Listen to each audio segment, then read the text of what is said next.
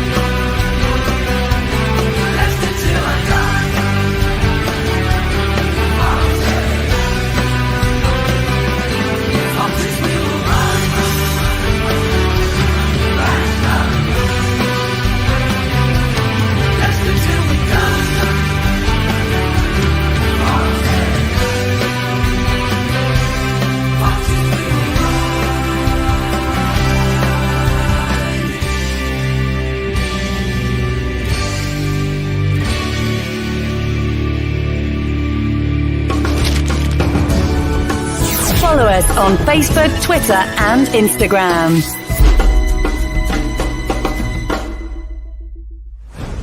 This podcast is proud to be part of the Talk Sport Fan Network. Talk Sport, powered by fans. And now, here's your host. He talks right, he knows his stuff, and he knows how to make a girl laugh. Thank you. I'm here all week. Right, Chris. Hello. There they are. Those are the guys we are relying on. Every game is like watching the Titanic trying to avoid the iceberg. The captain has jumped ship. Can the first mate, and I suppose the first mate's mate, steer us clear? Good evening. How the devil are you? Well, I hope. Well, let me just move myself to one side there. There we go. I apologise for the lateness and the tardiness of my arrival. But you know, one of those nights when nothing's going right for you and you usually end up losing the game. God, I hope not. How are you doing? Well, I hope. Let me just see if I can get a better... Yeah, there you go. That one's better, isn't it? I do believe.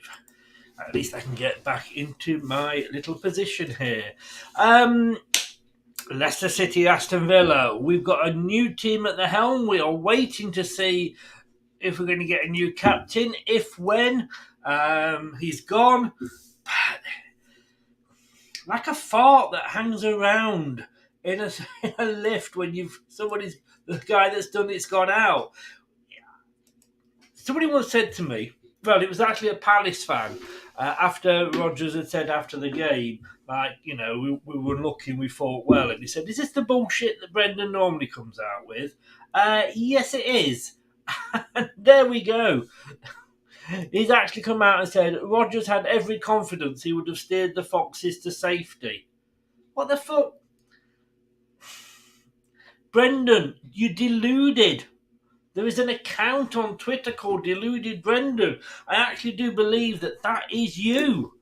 I mean, where do you get off talking this bullshit? You just can't help yourself. Does anybody remember that film, Billy Liar? I rest my case. Anyway, let's have a look at the team news. We'll say a couple of hellos. Mike's is in. I wish we'd got a manager in situ ready for today. That's the only thing. Apart from that, I'm as happy as a Larry, I guess you would say. Spencer, how are you, mate? All ready for a new dawn. New dawn, indeed. Fingers crossed that it's the start of a beautiful new day. I'm just... If we manage to win tonight, It'll be the first double we've done this season. Can we do it? Scott is in. Good afternoon, good evening, good morning, good day. Evening, Chris. Do you think we're all seeing improved performance today? I hope so. Although I'm going to go through the lineup in a minute because I don't know. New captain for the time being. Same. What do you think? What do you think of the lineup? Whoa, said Daisy. That's my live stream coming on. It's the Watchalong.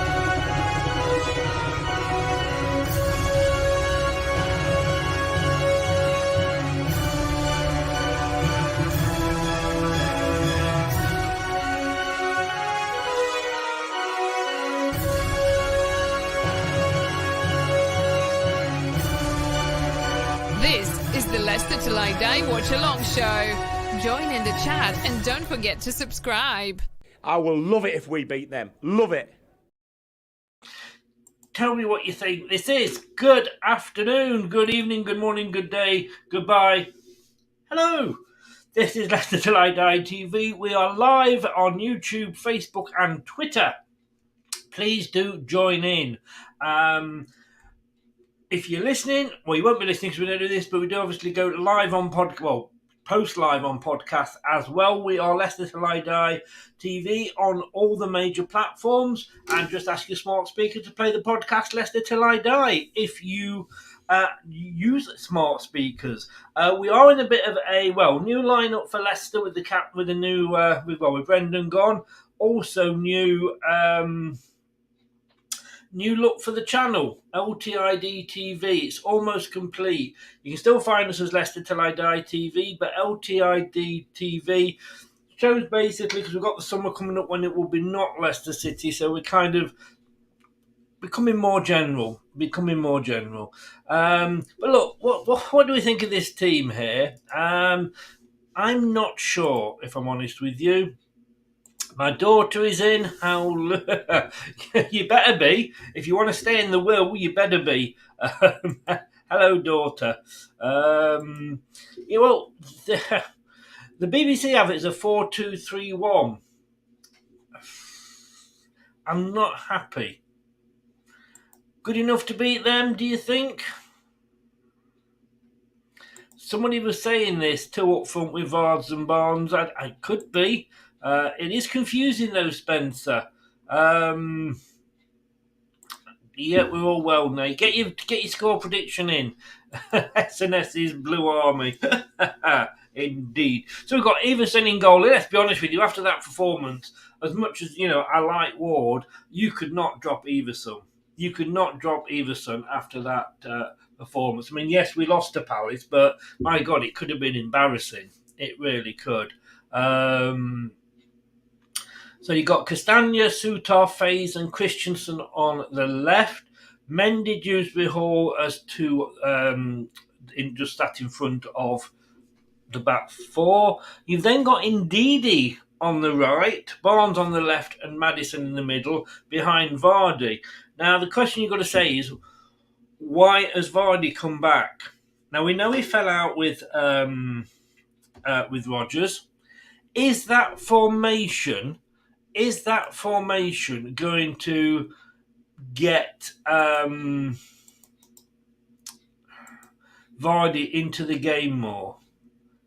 I can't see how it is.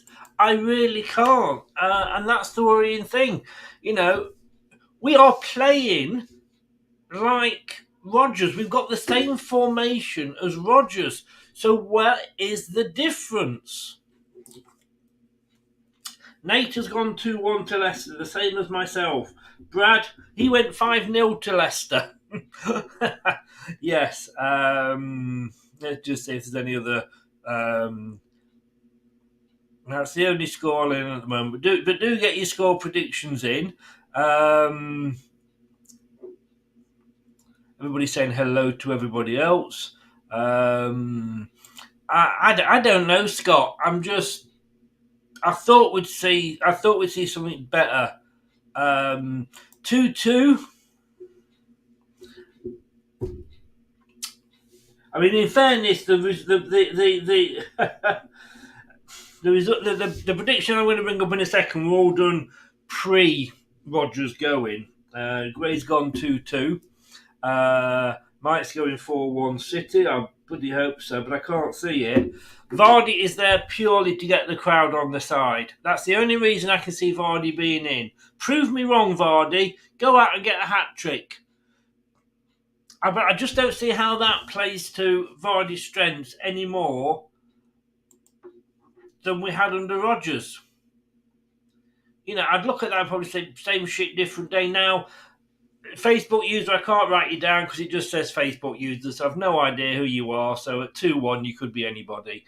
I'd have said, look, you know, if you're not going to log in, or it won't let you log in to StreamYard, stick your name at the end if you're commenting on Facebook.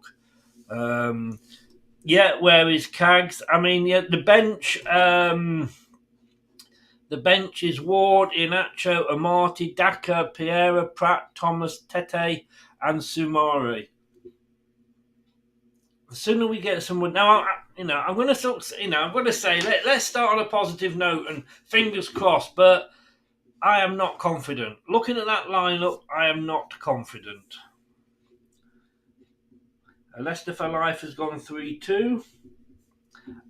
James has gone 2-1. Scott has gone 1-0. I just don't get it. Like I say, I want to be proved wrong, and I'm not going to go too mad until we'll see what happens. Are we going to get a better performance? Are we going to get people saying, you know, or them actually being able to pass to each other? We're going to be wearing blue tonight. Blue guys, pass to somebody in blue. They'll be having their multi-away coloured shit crap strip that is disgusting, if I remember rightly.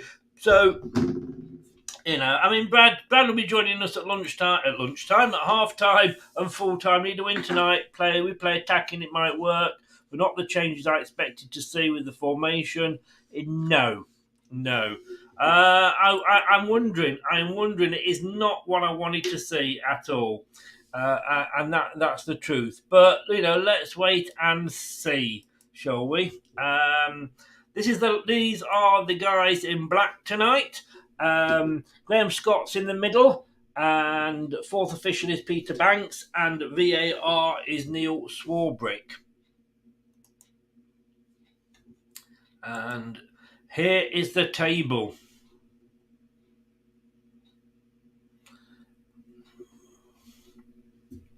Here is the table. I mean, you know, Steve, the first team coach, forgotten his name now. I've said that, Brad. Don't prove me wrong. You know, a point is no good. A point is simply no good to us. And that is the truth. You know, we can't do. Oops. Let me just turn this down and get my link handy. We need to be going for 2. It's pissing down at the KP. Will it be pissing down on Leicester's chances tonight? Unfortunately, I think it might be. Shane's gone 1-1. Good evening, Shane. How are you? But look at that table. That is scary. But you know, you look at it and think, well, West Ham won, and they were lucky to win. It made our game look exciting. But they won 1-0. They've jumped up to 14th, and you normally say, "Yay, great, we're 14th." But they're actually still only 1 point off the bottom 3, and the fans are not looking happy. It's the stream is showing the crowd, and it is not looking happy. Yeah, it is, Brad. It is totally tight. We could go 13th on goal difference if results go our way. But then Bournemouth, and this is the thing, you know, we can't rely. Name me 3 teams that are worse than us, because I can't, and that's what we need. You know, like Bournemouth won on the weekend. we can't keep relying on other teams. I mean, our results, by the way, Brad, are bloody awful in the predictions. I've got to be honest with you. I'm just trying to find all our predictions from the other night, and I can't, which is a little bit worrying. Here we go. So tonight we have got Leeds that play in Nottingham. Wow. Bournemouth hosting Brighton, and Chelsea at home to Liverpool. Don't give a damn about them. And of course, we've got Villa, so we do need some of the results to go our way. It's a full moon. Not sure what that means. This is quickly running through the stats here. 27 times we've played each other. We've won 11. They have won 6. We've won 6 at home. They've only won 2 away. Yeah. The fun stopped a long time ago. Oh, we've got a light show. We have a light show at the KP. Don't know why this is. Well, Top is there. Susan Whelan's behind him. John Rudkin to his right. Of course, we beat them 4-2 earlier in the season, just before we went on to beat Tottenham. And didn't we think at that point, hey lads, we're back? Oh no, we weren't. Oh no, we were not. But we haven't lost to them in a while. Look, a draw there before that last season. Sorry, we did lose to them, last season 2-1. Oh my God. I don't know what stream you're watching, guys, but I'm glad I've got the sound off, because I've got Michael Owen and Glenn Hoddle in the studio.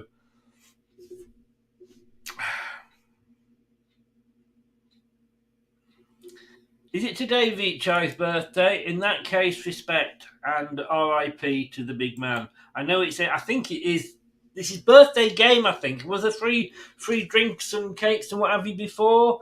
Look, going into this game, Villa have won 4 of the last 5.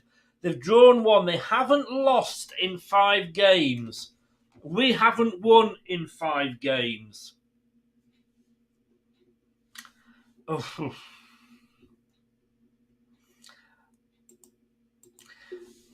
Unai Emery, good evening. Since Unai Emery's first game in charge, only Arsenal 12 and Manchester City 10 have won more Premier League games than Aston Villa. I know, I'm sorry to do this to you guys. But 'tis true.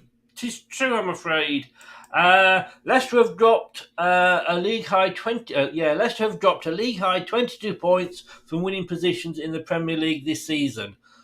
Only in their last relegation campaign of 2003 and 4 had the Foxes dropped more in a single season in the competition, and that was 28. Aston Villa have won just 2 of their 13 Premier League away games against Leicester. 5-0 in January 2004, oh shit, and 1-0 in October 2020.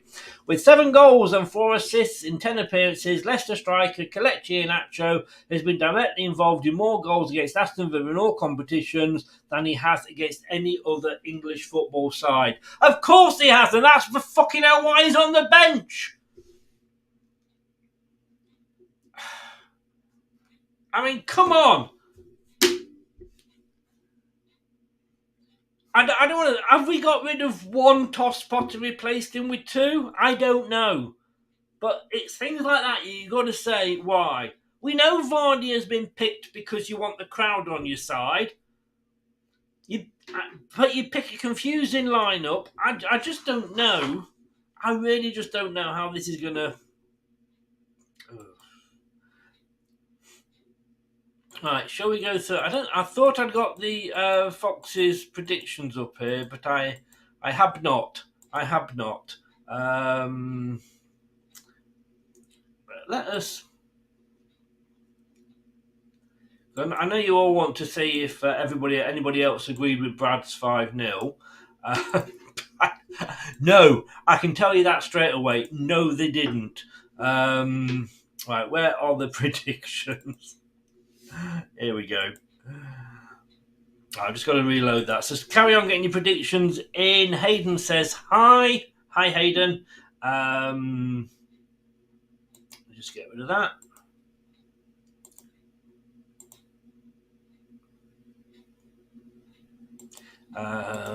That's great. Funnily enough, when Rodgers took over, we had just lost 4-1 to Palace. Coincidence? Did we? Is that right? Wow. Do you remember those days when Rodgers took over and he promised us exciting football? We had it for a couple of games. Villa pulling Emery. If only they'd done it sooner. If they had, they'd have probably been a lot higher than they are now. Right, here we go. So these were the Foxes' predictions. Brad at the top with his big 5-0. I went 2-0. I thought I'd gone 2-1 actually. I've gone 2-1. No, I went 2-0. Quite right, I went 2-0. Craig went 2-1. Jerry Taggart went 2-0. Right, Facebook user, do not post links into the chat. I am just going to delete that. Just bear with me a second.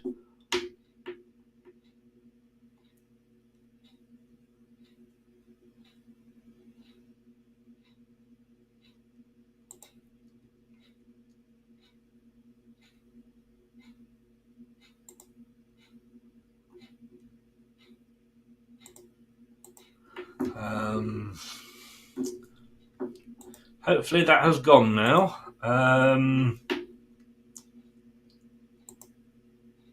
Oops, I didn't want to put that up. Memories are like the colours of my mind. Joe Tagg's gone 2-0. Ian Marshall's gone 1-1. Ian Wilson's gone 2-1. Steve Lynex has gone 2-1. And Steve Walsh has gone 1-1. So a mixed bag there. I think obviously the score that sticks out for me is Brad's 5-0. We have to get behind the team. This is it. I'm trying to feel positive and get behind the team. And then I have a look at the team that they've put out. And I'm thinking, what the fuck? Hayden's in. Hi. Hayden. We signed 2 Chinese players. We won once and how long since? My thing is, I know there are only 2 there, and yeah, I totally agree with you. Respect to Vishai. Brad, if you're still in, mate, well done. Smash the likes. It will bring Leicester luck, guys. Yeah, make me happy, and it'll bring Leicester some luck. Fingers crossed. Vichai forever in our hearts. Jeff is in. What's your prediction, Jeff? He's gone. He's going for a 2-2. Good morning over there, of course, in the Filipinos. And remember, no spoilers, guys. No spoilers. I don't care whether I know you, whether you're friends with me on Facebook, whatever. If you give a spoiler away, you're kicked out straight away because I've not kicked off yet here. That's how far behind I am. Come on, Leicester. Come on. That's dedication. It is. Up at 2:45 in the morning, Jeff. Well done, mate. Need 6 points over the next 2 games. You said we do. And Anthony, Big Anthony, is going for a 2-2. Hello, Anthony. How are you? Hope you are well. He's going 2-2 as well. Mason, hello. Or Maison. Maison, is it? Has gone 4-2. David has gone 2-1. I'm all saying, come on. Is it your birthday, Anthony? Anthony. Is it your birthday?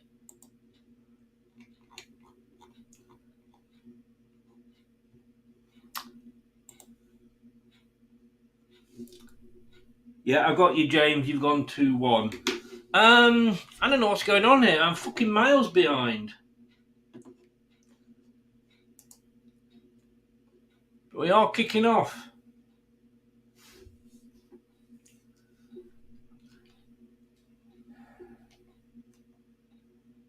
Right, let me get Leicester stream up and going.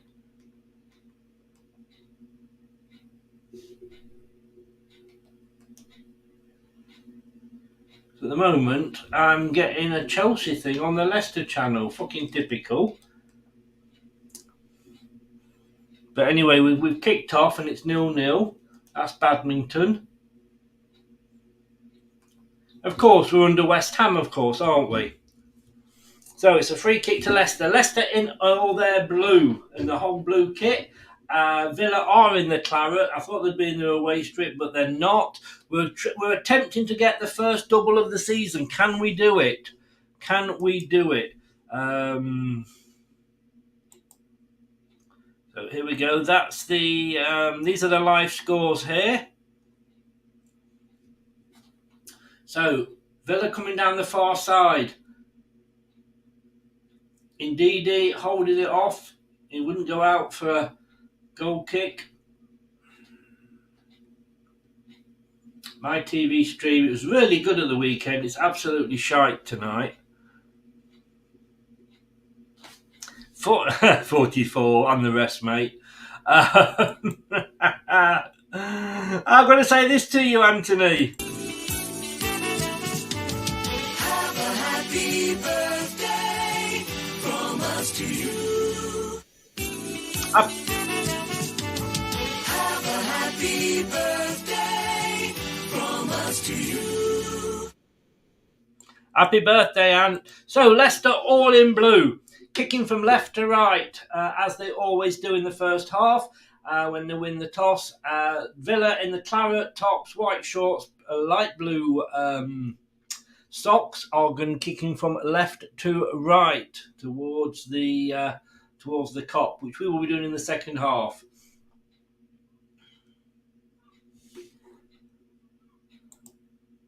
And let's just get this up. Where are we? Here we are. So it's a bit of a... I suppose nerves are going to be really on edge here. I don't know. I can't have the sound on. Does anybody have the sound on? What are the fans sounding like? Are they getting behind the team? I'm currently at 356, but let me just reload because I did actually have a bit of a glitch. So my clock is now at 4 minutes 12. Which is way behind, probably. It is way, way, way behind, but that's where I'm at. So another free kick. Oh, that was but he kicked the ball away. Dewsbury Hall's down. I think he's got the free kick. Chris Sutton has gone 1-0 to Chelsea.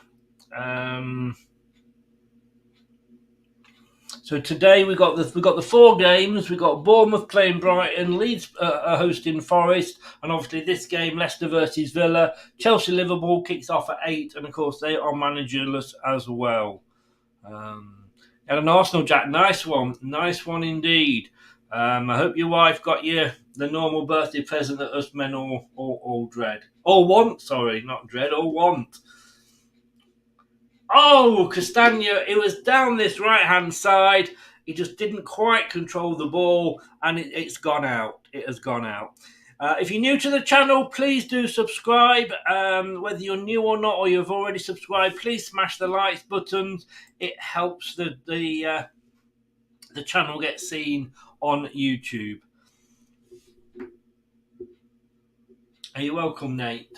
So, on the near side here, Villa coming away with it. No, good interception by Leicester. We seem to be showing a little bit more intensity, but we are only 5 minutes into the game. Dylan, it's a fire stick. It's amazing what you can do with a fire stick. Other than that, I can't give out any more information without getting into trouble. Oh, it was a nice attempted through ball there, but Suter got to it and put it out for a throw-in. Watkins didn't quite get to it. So it's a throw-in. We've got 2 balls on the pitch. Now they've gone. So it's back with Mings on the near side. We could do with the Forest and Leeds game being a draw. Oh, Vardy. He wasn't taking it. He's up for it. I tell you what, in fairness, the players do look up for it. Yes, we are. We do seem to be. I haven't seen Vardy go in like that for a long time.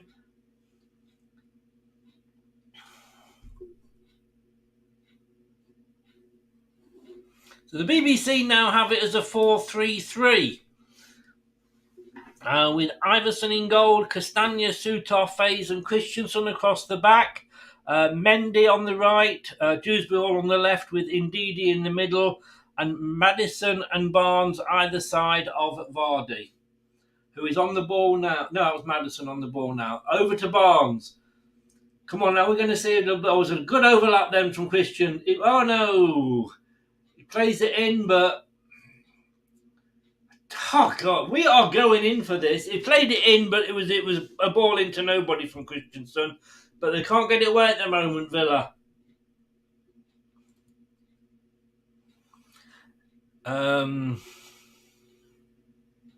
Cheers, Mike. Good positivity. Vardy's got the intensity. Yeah, at the moment they do.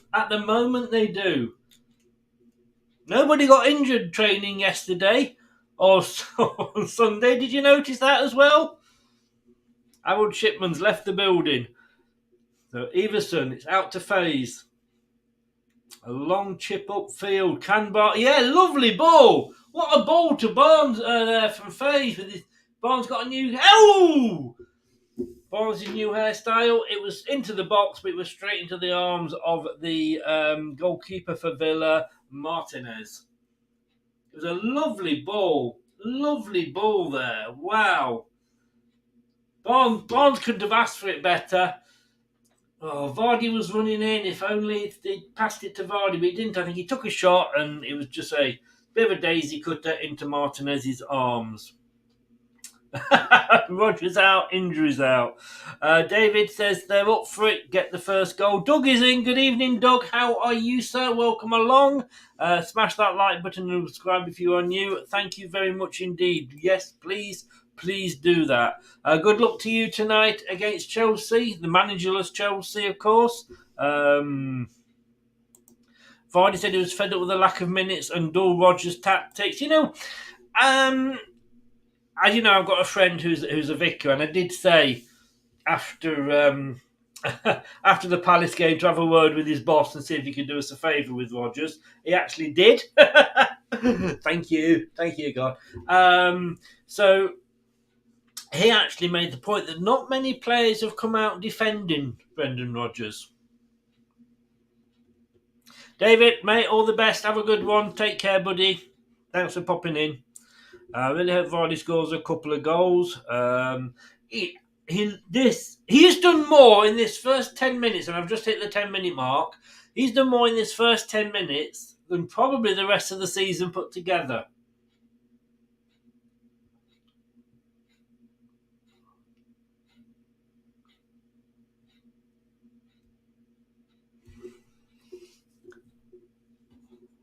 So we will see. Yeah, Forest have gone 1-0 up, as you can see on the screen there. Mangala after 12 minutes. Luke is in as well. Interesting. Let's have a look what that does to the table. Players are getting ready to kick off at Stamford Bridge.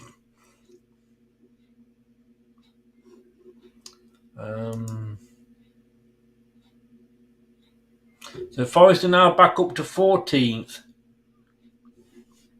Leeds are down to 17th. I suppose a draw would be good, but either way, I guess, a win for either of those won't do Leicester any harm. We are showing some absolute balls tonight. Watkins in the corner here. He's running it into the box. Tries a bit of trickery. He's trying to get it past Castagna. He plays it out to his to a teammate, but he's wasn't a good ball. It's near the touchline now. Aston Villa just having a couple of Couple of minutes of attacking here. And it's back to Mings. And the threat has just gone for a second. So Leeds are down to 17th now. Leeds only got a minus 12. We've got minus 10 goal difference. I'll tell you what, that goal difference, the teams that have got the bad goal differences, which are Bournemouth and Forest, and Wolves have got minus 19, if they keep winning, our goal difference won't mean anything. Oh, this is better play from England, from Leicester now. You know, balls that seem to be pounded. Maddison. Balls that are coming off us are going to our own players. Barnes on the far side. Come on, Barnes. Let's see. Let's see the Barnes of old. Plays it in. What? Oh! It's still in play. It's still Leicester. Castagne's kept it in. Mendy. Into the centre to Ndidi. That was unlucky. That was a good run there. And Maddison just unfortunately didn't quite get the best crossing. The shackles are off. Well, you know, do you remember when Burnley sacked Sean Dyche and Ben Mee took over, the captain? The thing that he was saying was that they could play with a freedom that they couldn't before. I mean, you know, it's looking that way. I mean, the players are going to be up for it as well, because the players need to prove here, the players need to prove that it wasn't them. You know, that it was... We're closing down. Every time that they've got the ball, we're not letting them settle, which is good to see. But yeah, I mean, they've got to go out and they've got to prove, and they've got to say to the fans, look, you know, it wasn't us. We were playing how we were told to play.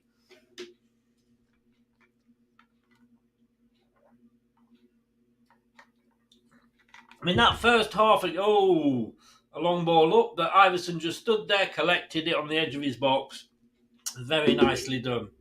Very nicely done, Daniel. But I mean, that first half performance against Palace was so bad. It was so bad. And they had to go out and prove something, and they are doing. They're not letting Villa come on to them. Oh, that was a foul. Ramsey on Barnes. Is there going to be a book? He's being spoken to. He's calling him over, the referee. I think it's only going to be a talking to. He's calling him over and he just stood there, so he had to walk over to the player. He's obviously saying it was all right, but yeah, it took Bar. It looked worse than it was from a distance, but it wasn't a booking. Villa have had 60% possession so far, though, which is a surprise.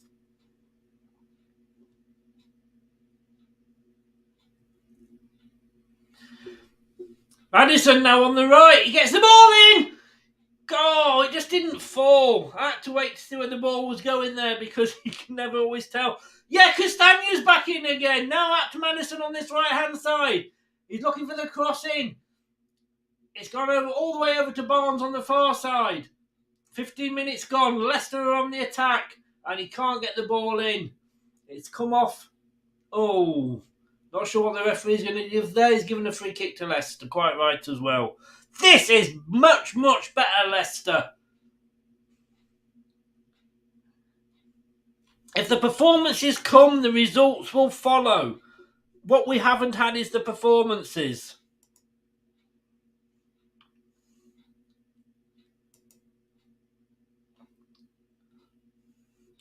I'm just trying to get... Here we go.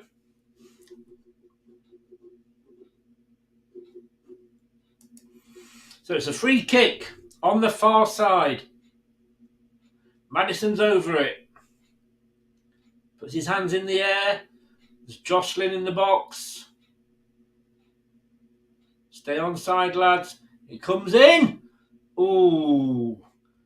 Just goes past off Suter. Past the post.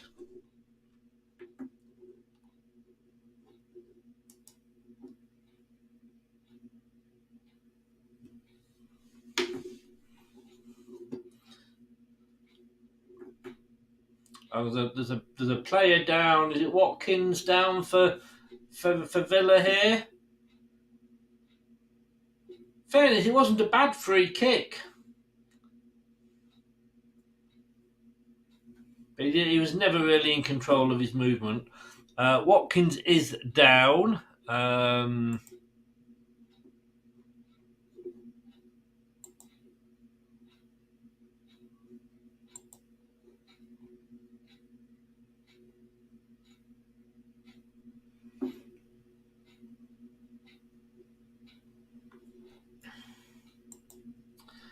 Looks in a bit of pain, to be honest with you. He does look in a bit of pain. Right, I'm just going to try and get the... you know what I'm like with my stats and my heat maps. I'm just trying to get it up here.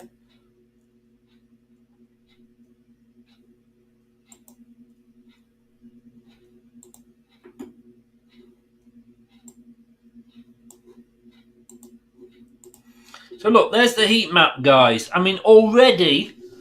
you remember the first half in against Palace? We never got any. We've never got anywhere near that many touches in their half. So I mean, it's already an improvement. Probably Eagle Piggle, Leicester for life. Mike's in. Good evening, Mike. How are you? It's 1-1 to Leeds now. Well done, Leeds. Whoa. I wouldn't mind if Forest, to be honest with you, won, because I think it keeps Leeds down where we are. We only need 3 teams to be worse than us. Madison on the far side, smiling as he takes the corner. Harrison, of all people, scored for Leeds. Shooter! Oh my God! Oh! He was there, and the goal was open. It was a case of he brilliantly left his defender. He got round the back. That was brilliant movement from him, and he just didn't get the header on target. He was probably surprised at... Oh, it hit the post! It actually hit the post! Oh my God! This is getting a little bit unbelievable here. Gateshead leaving at Yeovil. I knew you'd be interested in that one. Dirty Leeds. Press, attack. Do you remember anybody who remembers the Top of the Pops? Yeah. Ask your parents, kids. But if you remember Top of the Pops, there was a theme song to that, Yellow Pearl, by the lead singer from Thin Lizzy, and I can't remember his name at the moment. And he did this thing called Yellow Pearl, and the wasn't much music singing in it, to be honest with you. But that was attack, attack, attack. That's what we lack. It was a great song. Phil Lynott, that was it. Thank you, Kate, Blue Kate. Good evening. How are you? Well, I hope. Which of the graphics do you mean, Kate? The heat maps? I'm not sure which you are referring to, but I do appreciate it.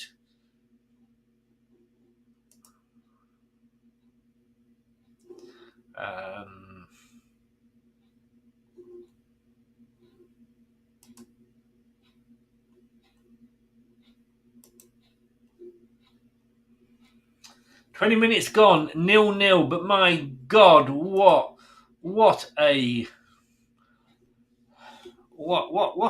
just the whole thing is just what a improvement. What an improvement.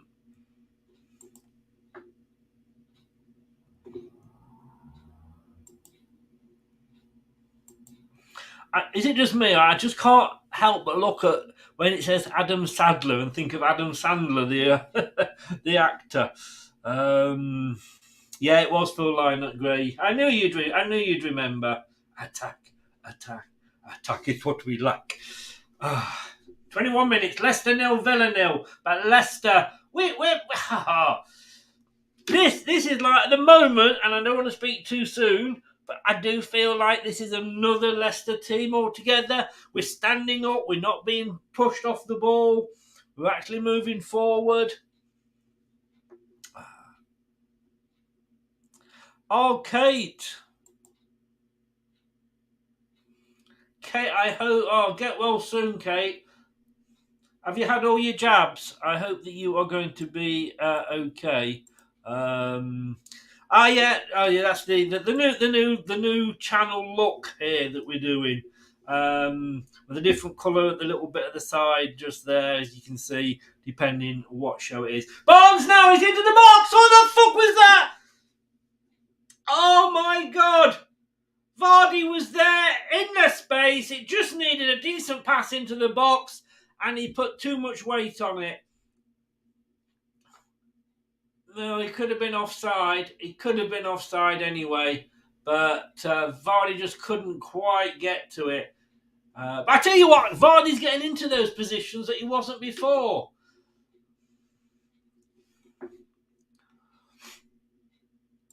So close. Early days it is, but who cares? We take whatever we get here, don't we? Yeah, you are. I'm with you. This and that one. We all hate Leeds. 1-0 to Villa. I don't believe it.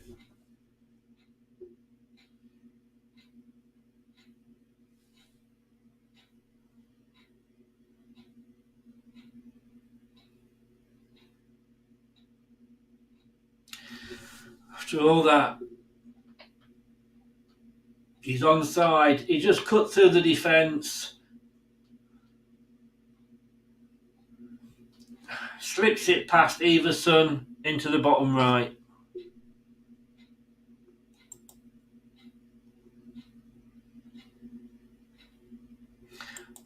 Looks like we've still got the Rodgers effect, Leicester for life.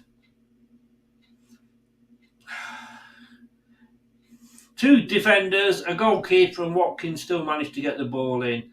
I mean, they had to be careful giving away the penalty, but just slipped it past Everson. 1-0.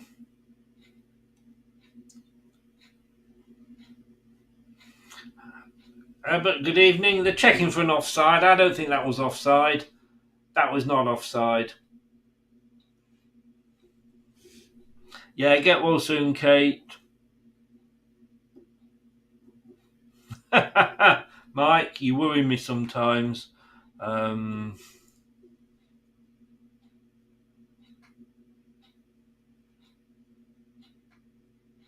Yeah, it's onside. That was never offside. That was never offside in a month of Sundays. Oh. Well, different day, same shit, I guess.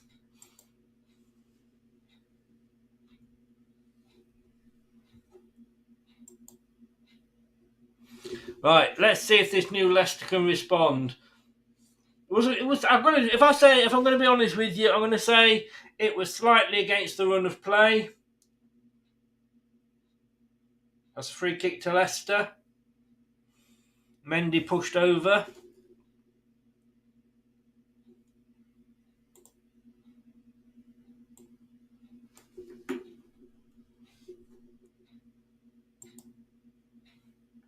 Yeah, definitely a foul.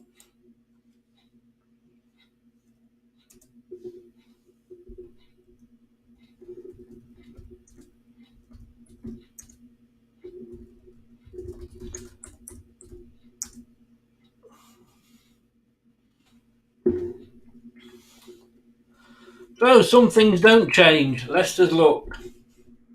Free kick here to Maddison on the near side towards the edge of the box. Warning from the referee.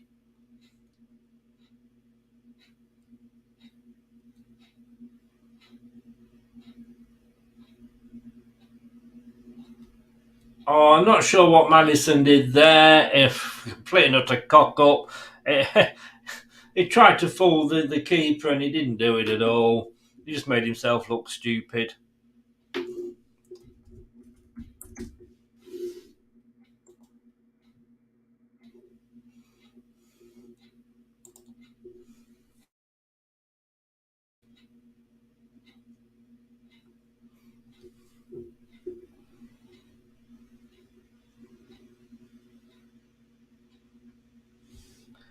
I mean, the performance is better, but that lack of concentration at the back. Maybe we should have brought Soyuncu back.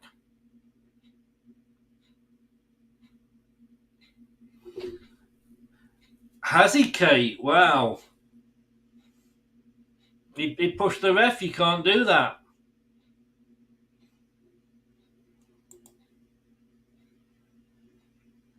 Brighton are 1-0 up against Bournemouth as well.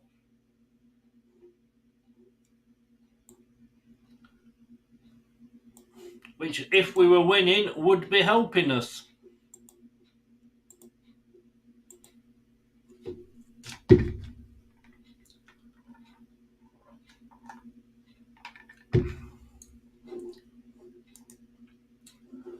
So, we are still 19th. Bournemouth have dropped into the third relegation place. Everton just above them, 17th. Leeds in 16th. But they're all only 2 points ahead of us. Can we? I think it has knocked the team, to be honest with you, Terry, because I think we were playing really, really well. And I don't think it was against the run of play their goal. Yeah, Mike. 8-game ban. Wow, that will knock Fulham's chances of Europe. I mean, it's virtually the season over for him, isn't it? But you know, players know the rules. See, we won the ball back again. Then we're getting the ball, we're winning it.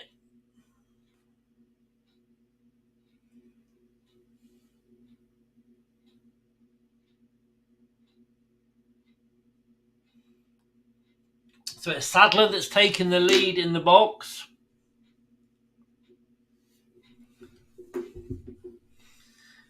With Stowell stood behind him. What?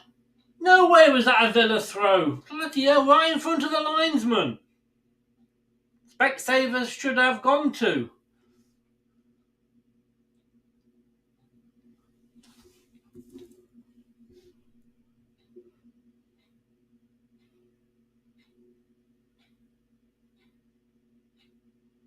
Mike, no, just keep it to banter form, Mike. That's all I ask.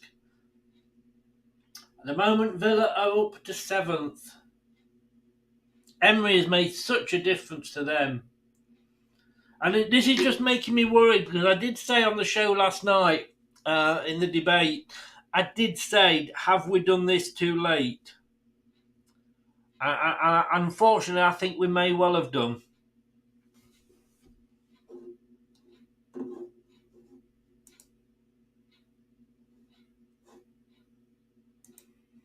I think we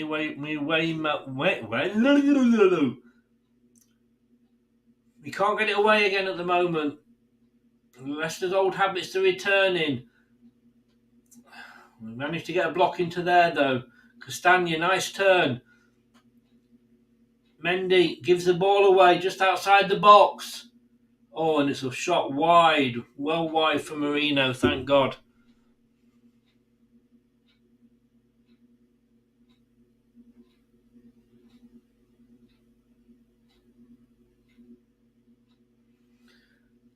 Mike, I'm happy for banter, but don't let it get any worse than banter, mate.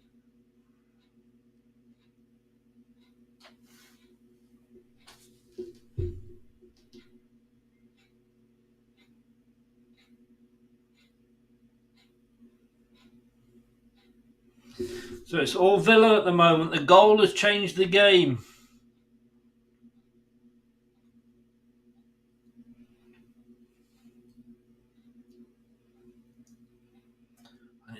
It's all Villa at the moment. And again, now Leicester can't get the ball away. It's gone out for a corner. Yeah, Unai Emery. I mean, they will be like... and I see these teams, it's like Leicester of a few seasons ago, and that's what's annoying, when you remember what we used to be like. Barnes is not having a good game at the moment. He really, really isn't.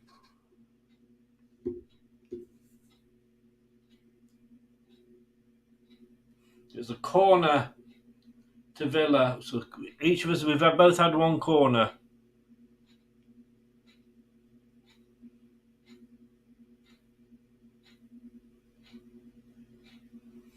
Oof. A few Villa fans were shouting for a penalty there, but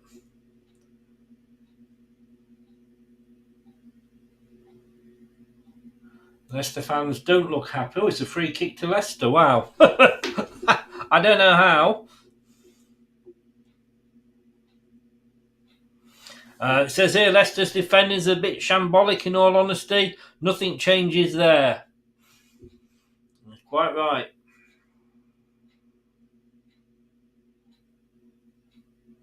Christensen out to Barnes on the far side. Barnes needs to up his game a little bit. He's attacking now. He's running into the box. Lays it off for Christensen, who can't get a cross in. Hits the first defender. Barnes has it. Christensen 1-2. It comes off and it's a throw in for Villa. So another wasted opportunity there.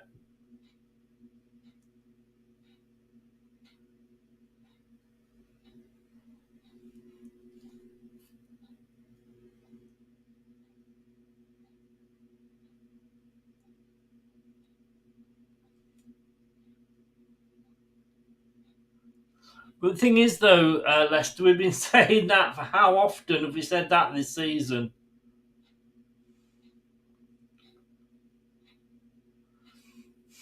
It was a lovely goal from Watkins, in fairness. He took it well.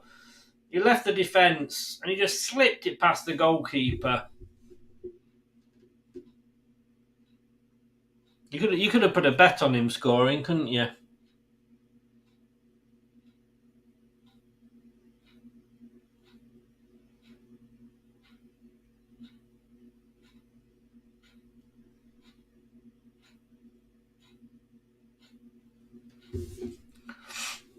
And yeah, I mean, again, a quote here.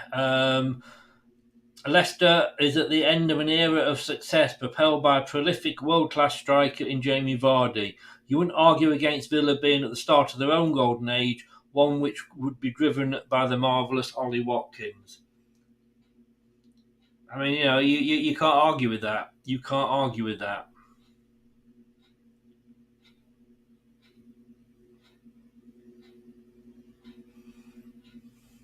So it's Faze, chips the ball up, trying to find Barnes. He does. Barnes takes it down beautifully. He's into the box. He shoots. It's a goal! What a goal! I said Barnes has got to up his game.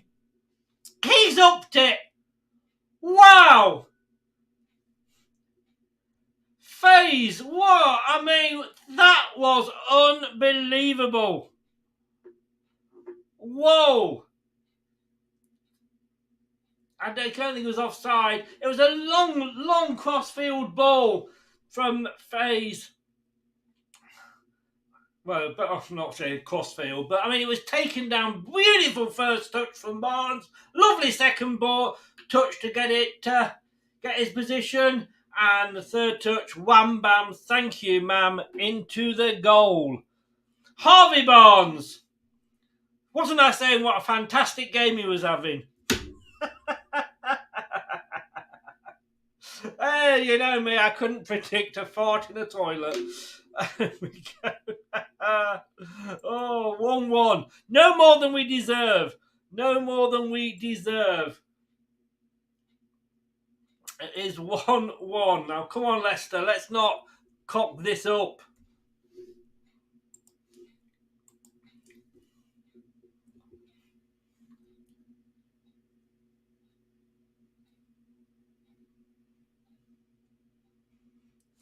Other games, Brighton are still beating Bournemouth. Leeds and Forest are drawing.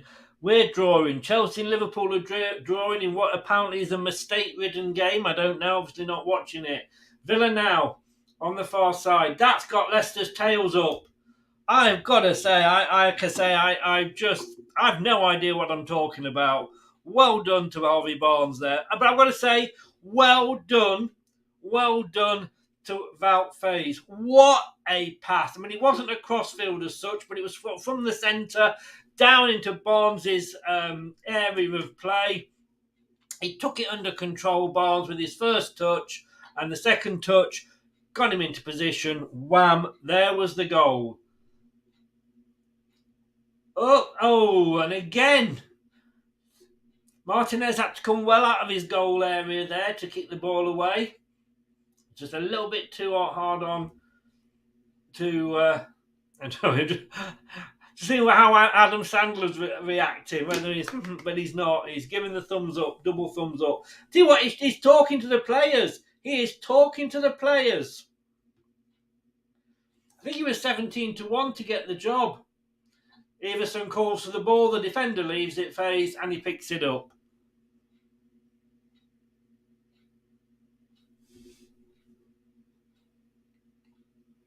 Lena's in. Good evening, Lena. How are you? Come on, you foxes.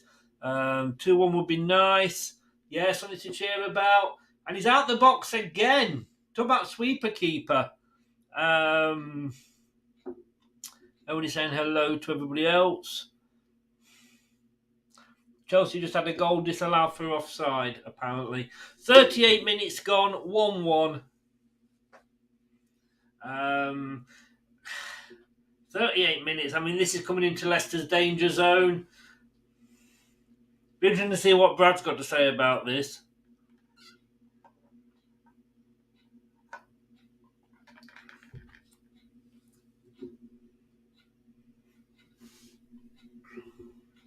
Thank you, James.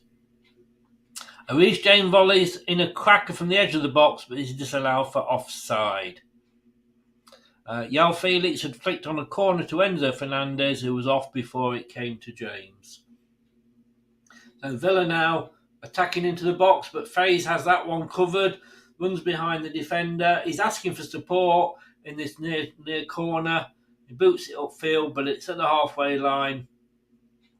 Villa have it again now, coming forward into the middle of the park. Indeed, he's turned.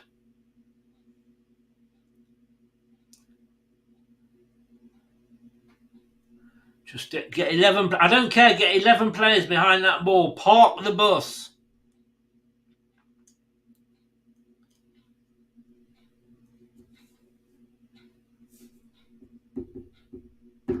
Well, my 2-0's out the window. As is Brad's 5. Nate's 2-1's still on. Scott's 1-0's out the window. Everybody else's scores are still on track.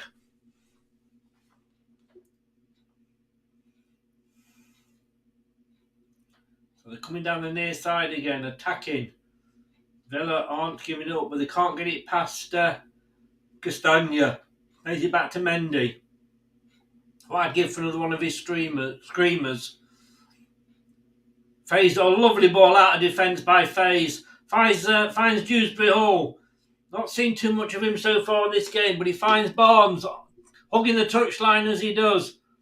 He cuts inside. He fancies a goal. Another one. Oh! Martinez had to go down to try and save it, and he got it wrong, and it actually came off his foot.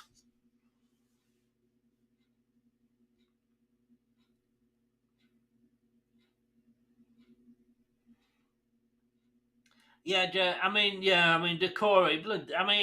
He shouldn't have done it. It's a bit like Mitrovic and his bat. You can't do it, but Kane is a typical bloody Spurs player. It deserved an Oscar, that. And I'm sorry, it's cheating.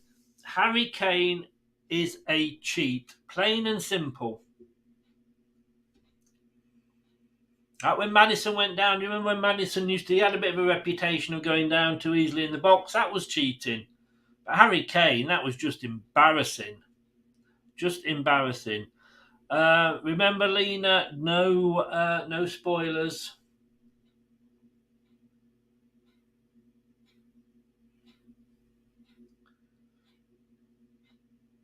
Indeed, he's bundled over, and I think, he gets a free kick. Yeah, Mike. It is cheating. Who needs Will Smith when you got Harry Kane? Exactly. They're just showing that effort from Barnes. Oh, it took a deflection. It took a deflection, in fairness to Martinez. Off Mings, and he was lucky. I mean, that when it's not going for you, it's not going for you. I'm sorry, but it came off Mings, and it just hit Martinez on the foot to come away. So it's Leicester 1, Villa 1. Gateshead 2, Yeovil 0. Brighton are beating Bournemouth 1-0. Leeds and Forest are still 1-1. Chelsea and Liverpool are goalless. Who would have ever thought would have said this about a Chelsea-Liverpool game? It's a mid-table, meaningless match. Really, yes. Chelsea are in 11th. Wow.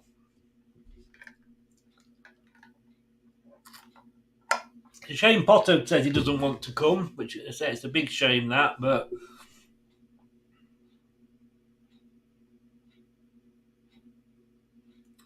Mike, if you can't keep it to banter, and I haven't seen anything that you've done today that hasn't been banter. You kind of, I don't know what you've said that you're referring to, but look, I don't expect you to support say anything nice about Forest. They're our biggest rivals.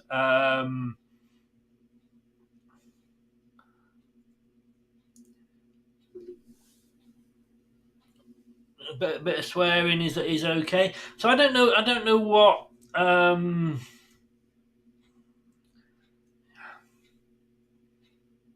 If it's bad, I'll kick you out. It's as simple as that. But banter, I'm all for banter, mate. Nothing wrong with a bit of banter.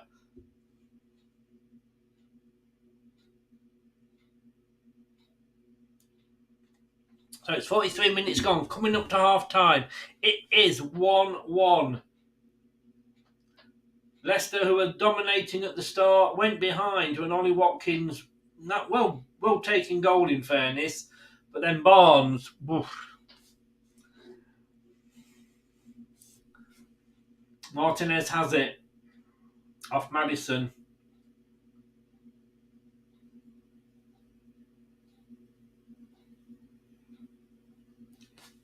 I love this intent. This is a better performance by Leicester.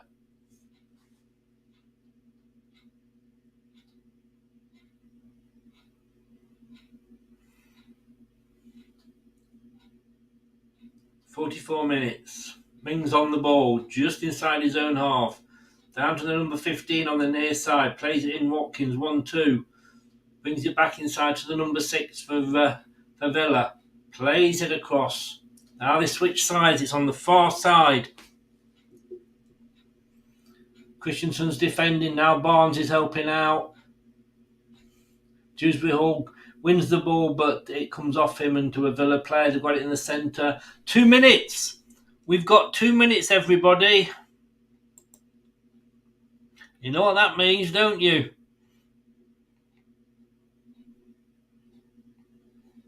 Cowabunga!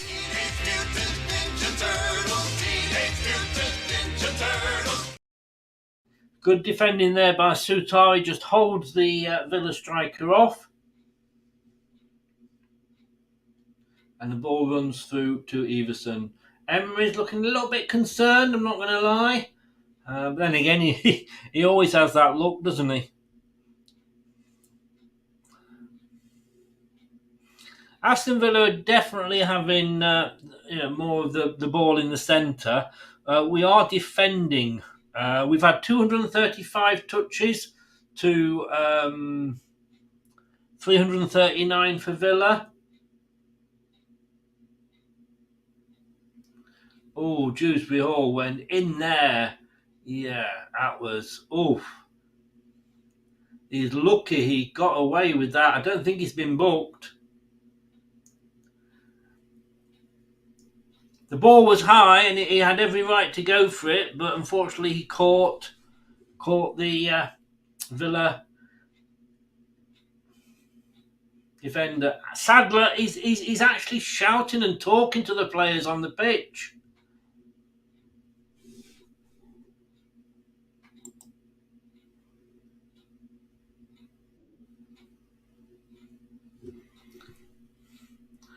Forest are losing, apparently. Leeds are winning. It is half-time. And it is Leicester City 1, Aston Villa 1. A much, much better performance. Much better performance. Obviously, I'd totally say that Villa are having more possession with it. But look, they are the side that's 7th, 8th in the table. But this is a lot better from Leicester City. And I'm sure we will have... I'm sure Brad's going to agree when he comes in. And he's going to do that straight after this. Hello, Matt Elliott here. Hi, Alan Smith here. Hey guys, Ian Hume here. Hi everybody, Jerry Taggart here. Be sure to watch Chris and Leicester Till I Die TV for all the latest Leicester City news and information. You can also subscribe on YouTube and various social media channels. for the latest updates and news on Leicester City Football Club. Come on, you foxes! Brad, we're still 19th. We're only drawing, but my God, what a performance! Well, it couldn't have been any worse on Crystal Palace game. So I guess the assistant manager and Stowell were probably relieved they haven't got much to beat in a way. But yeah, it's been a lot better. It couldn't have got any worse. I know the lineup was concerning. I had my concerns with it, but thankfully, in a way, the lineup and the way BBC lined it up wasn't entirely the case. But it's been a better first half, and I'm also impressed with the rebound, because just when the crowd was starting to get that sinking feeling because Villa got the goal and had that 10, 15 minutes, it was a good response to get that goal back when we did. You talk about perfect timing of a goal, that was it. Just when the crowd were getting a bit uneasy and a bit restless, we got the equaliser, and it's kept the atmosphere pumping. Apparently, I noticed that earlier, buddy. Cheers for that. Thank you. Chelsea-Liverpool is a boring game. So the half-times, as it stands, Brighton are beating Bournemouth 1-0. Always like Brighton. Leeds are beating Nottingham Forest 2-1. Lovely Leeds. Wow, what a lovely place. I don't know if you've ever been to Leeds. Lovely place. Harrison getting the first goal. Who knew? We're drawing 1-1. Chelsea, Liverpool, they're only just on 35 minutes. They kicked off at 8. They are still 0-0. Look, when you look at, and I'm looking at the heat map, and let me just see if I can bring this up, Brad. Yeah. I like my heat maps. I know you do. Your heat pads as well for your bad back, you've been telling me, since you turned 75. I mean 65. Hey! Right, let's have a look. Let's bring this up then. Okay, if we're honest, as you look at it there, it's still all in our half, but we were nowhere. We didn't even get into their half against what they call Crystal Palace. That's it. Thank you. We didn't.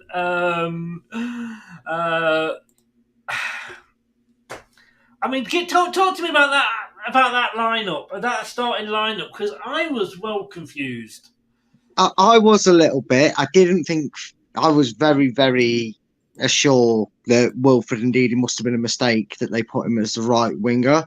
I did, however, think it would change formation. I thought it was going to be a 4-3-2-1, and the idea was Barnes was going to play as that second striker, which he has done before.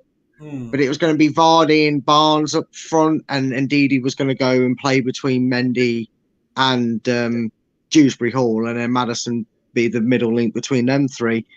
Obviously, Dewsbury Hall's on the right, so the formation was correct. It was just the personnel that was wrong by the BBC. But I've been somewhat impressed with what I've seen of it. I mean, he was a lost cause as the central defensive midfielder, Dewsbury, because he got way too much energy. He's like a Jack Russell on heat, isn't he? He wants to be attacking the ball. He doesn't want to be defending it. So that's Rodgers not playing, players in the right position, isn't it? Yeah, it is. May I just say on terms of Rodgers, and I'm sorry to people who want to just leave it now because it's done, but I noticed some new animations on our sideline. We've evolved. It's now double thumbs up. It's not a clap and seal. It's a thumbs up, and he actually speaks to the players. So I said that. I said I couldn't believe it. I don't know, like, what's he doing? He's talking, communicating to the players. This is unheard of at Leicester.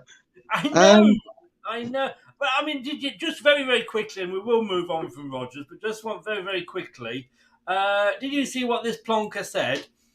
I saw it, and I've just kind of left it as it is. Look, he said some nice words.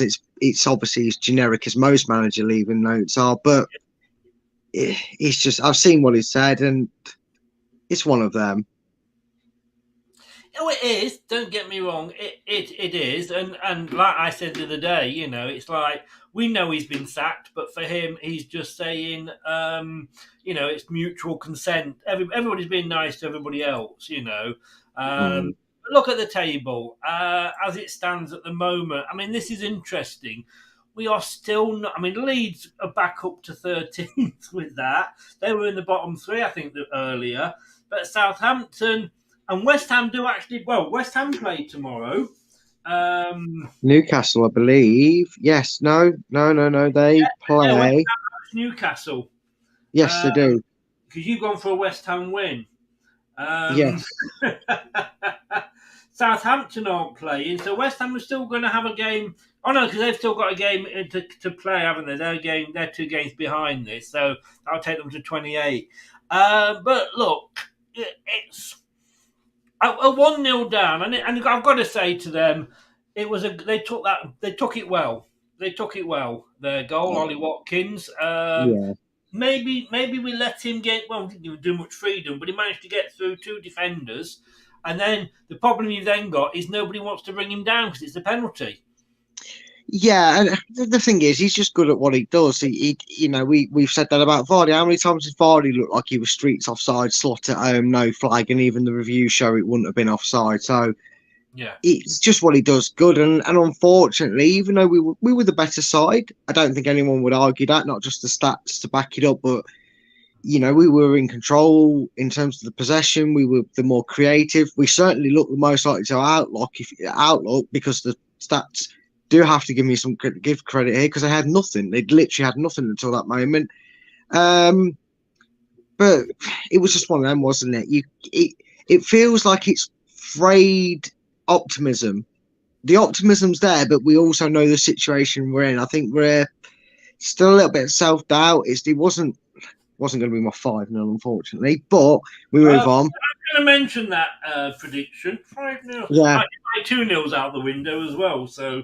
Well, that's true. In fact, I've got it open up here. Where is it? Where is it? Leicester Villa. Steve's the only one that can get max points because he went 2-1. Yeah. So if we can make it 3-1, I don't want Steve getting any more points. Well, he has. Ooh, you're frozen, Chris. Or was that just me? He's got 8. I'm not sure. Can you hear me now? Yeah, I've been calculating it alongside as well. I think he's got 8, hasn't he? Did you say? He's got 8. You've got 4. I've got 3. So yeah. No. Well, we're not going well. I've got 6. No, you haven't. Yeah. Spurs drew. Newcastle, I went 3-2. Then Wolves Forest 1-1. I got 1 point. Brighton beat Brentford. We all went. Oh no, I marked that down. I might have marked that down wrong. No, that was 3-3, wasn't it? Because I haven't. I literally was just. Oh, you're not doing it alongside as it's going along, sort of thing. Okay, yeah, I get it. I've got them all written down here, and it would have been totaled up tomorrow. And I was just looking at what, and I think I'm just a disaster again this week. So it's.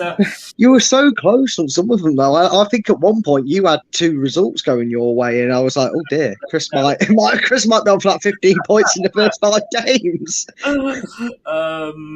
But do you know what I said earlier? If the performances start to be like this, the results will come. Yeah, it kind of has that feel. Do you remember when we played Arsenal and they said that about us? If we keep playing the way we do, there's no way we're going down. You do get that feeling, and And look, I know we'd want a win because it would look a hell of a lot better and make us feel better going into the Bournemouth game.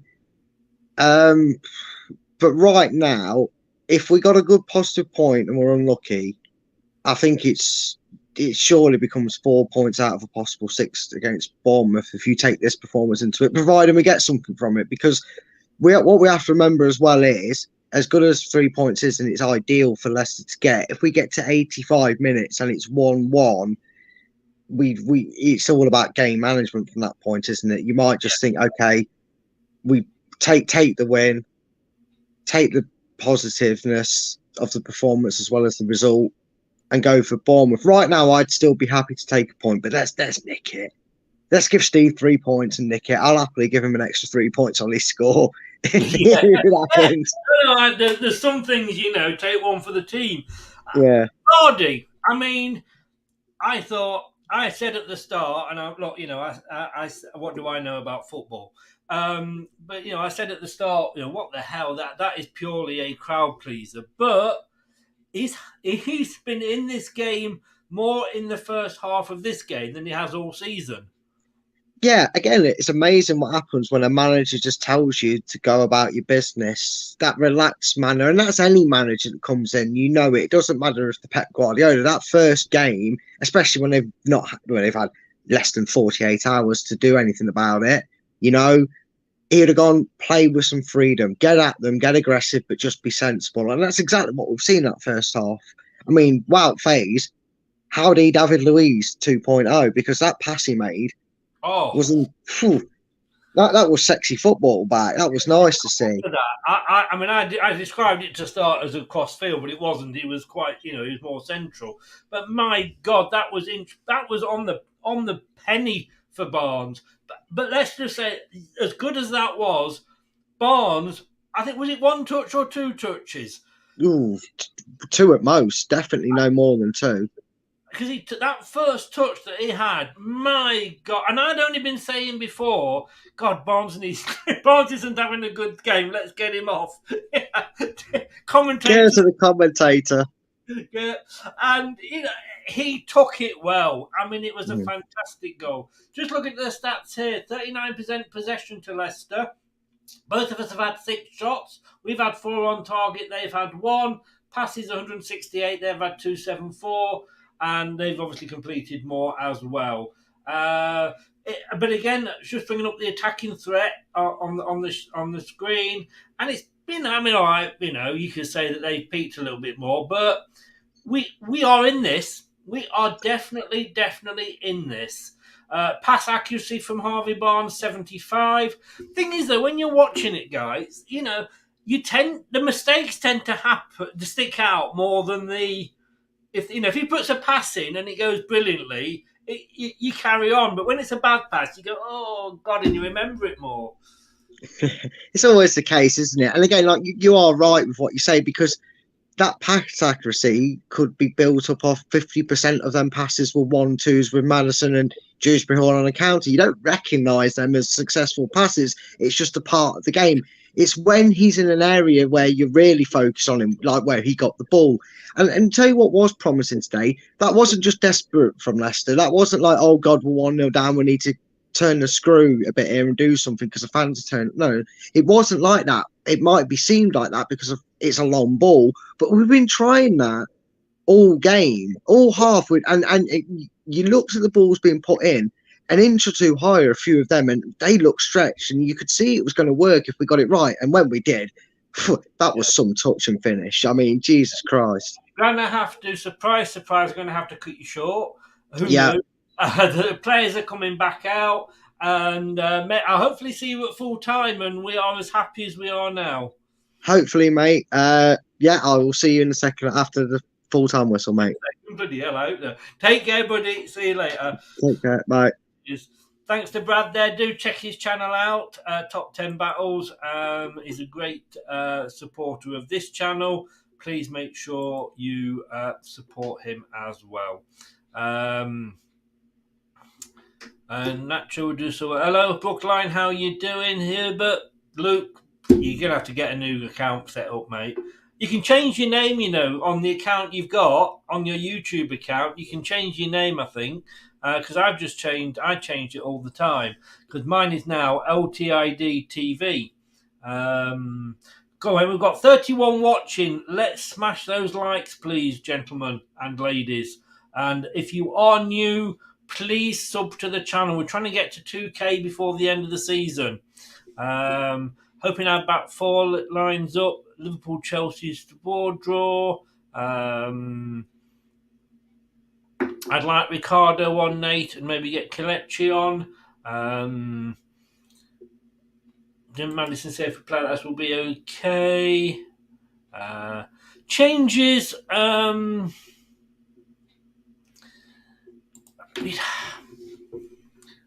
I mean, there's no changes been made as far as I know at the moment, and I don't think it needs to be. Why rock the boat? Rock the boat, baby. Rock the boat. Don't knock the boat over. I know. I'm sorry. My singing is bad. It's because I do the Eurovision channel as well. Leicester now kicking from right to left towards the Kop. Cross the ball over. We are. Oh, that was a bit of a. I think that will worry the Seagulls more than the goalkeeper from Indeed. He got well under that there. So what do you, I mean? Kate's already said she likes the new layout, more simplistic, as you can see, guys. Less sort of artwork around the edges. The website, the Facebook site, the Twitter will be updated tomorrow with a new look. LTID TV from Leicester Till I Die is what it is going to be called. It is called. Apparently, Jamie Vardy only had 5 touches in that first half. He did look lively, though. Probably 5 more than he normally gets. Villa, in their normal strip of claret and blue tops, white shorts and blue socks, are now kicking from left to right.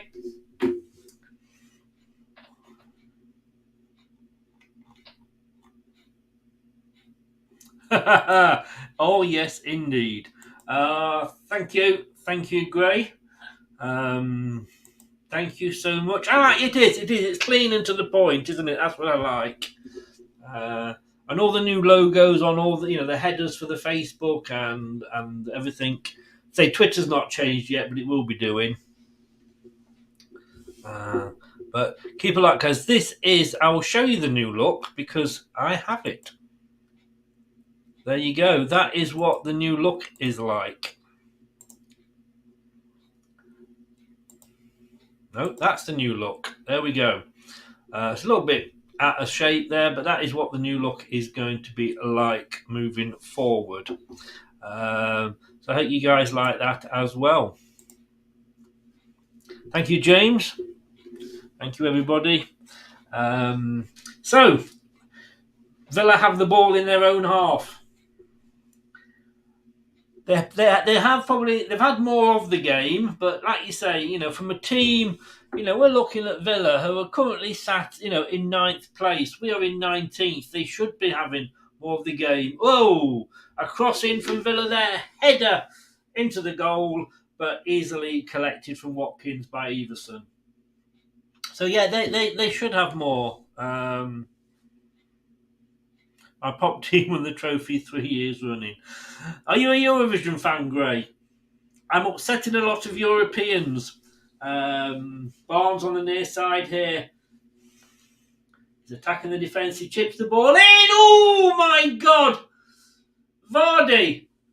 Honestly, it must have been Klingons on the starboard brow there because it was that close. Let's have a look at this again. Star trekking across the universe. It was a crossing from Barnes. Lovely. Oh, he couldn't have been that far away, Vardy. Let's have a look at it close up. Curling ball. Oh, no. I mean, that. If Jedward would have headed that in, that's how close it was. My son tells me Forest will go down and believes Cooper could be sacked if they lose against Leeds. No, you can't sack Cooper. Great. Have you checked out? It's the bottom playlist on the homepage. Have you checked out my Eurovision? Oh, I hope Faye's got a call there because he just left it. I'm reviewing all the 2023 songs. It's on this. It was a separate channel. It's now on this channel.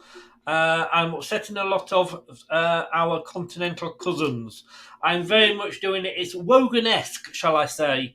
I described one entry as the village people reformed, and then I'm giving points for the song, and they're saying, "Yeah, but look at the video you're watching. You should have watched this video." And I'm like, "I'm marking the song. It's a song contest. But if you like it, Gray, do get in and put your marks on there as well." I put my scores out of 10 there. I've had a 10, I've had a 1. So, and in between that, I've had a number 2 as well.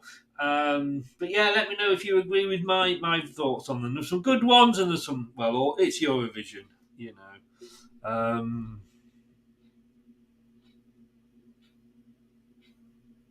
Yeah, well, he wasn't taking any nonsense, wasn't he? Oh, a little piece by Nicole. Take me to your heaven, Charlotte. Oh, she could take me to her heaven. Sorry, ladies. I blame Gray. He's distracted me. Villa on the ball on the far side, coming down the touchline. Tries a bit. He gets a lovely ball in, but it's a corner off Mendy. Got his foot in there.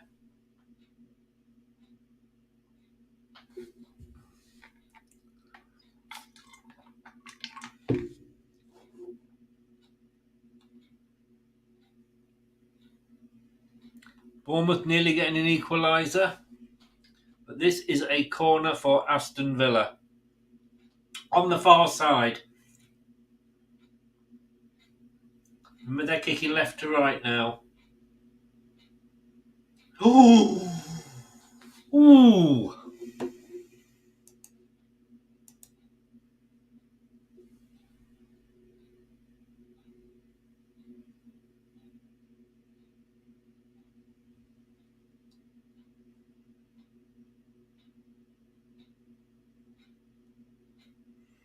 I think Mike's left us, by the look of it. Not sure why.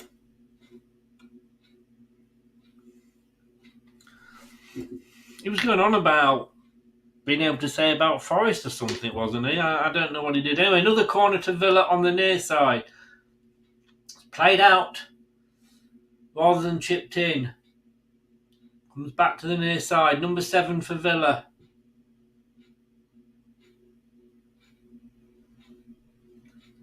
The fans are going to get nervous, I'm sure, every time. I don't know, James. It's all paper at the moment. I mean, apparently Potter has turned us down. We did apparently approach him. And lucky there, I think it was indeed he couldn't quite get the ball through to Vardy.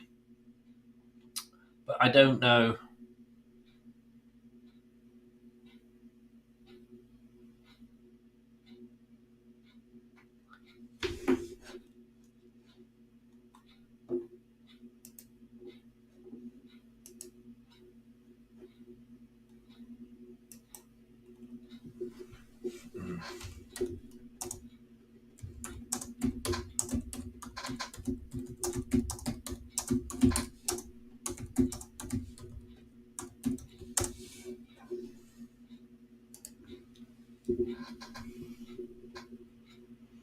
Verstappen, Gray. It was they had 3 restarts or 2 or 3 restarts. It was a well stop and start Grand Prix. I didn't do a watch along.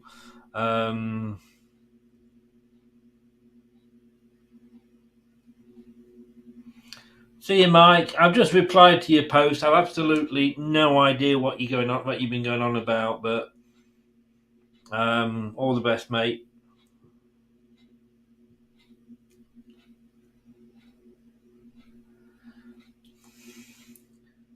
Top was getting a little bit frustrated there by something. I mean, let's be honest with you shouldn't. Chelsea probably shouldn't have got rid of Mourinho once or twice. One bad. It's one bad season, but it wasn't just one bad season, was it? He had one, and then he had two. With Rodgers, but Mourinho, he was trigger happy. Let's be honest, he was trigger happy.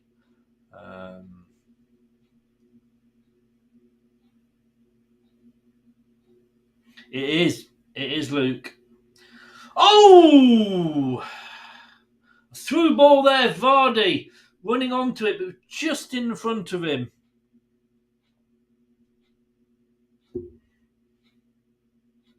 Yeah, great. It was a bit of a controversy, a bit like, when he won the title for the first time. It was a bit like that, restarts and safety cars. There's a lot of crashes. If anybody knows what Mike was on about, please tell me, because I don't know. He was going on about Nottingham Forest and what have you. Don't know what he's on about.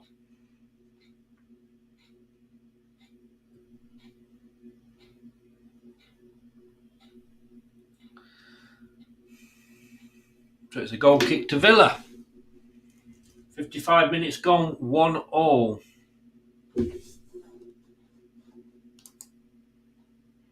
No changes into the score line. Forest have made a double change. Mangala and Daniello are off. Awani and Shelby are on.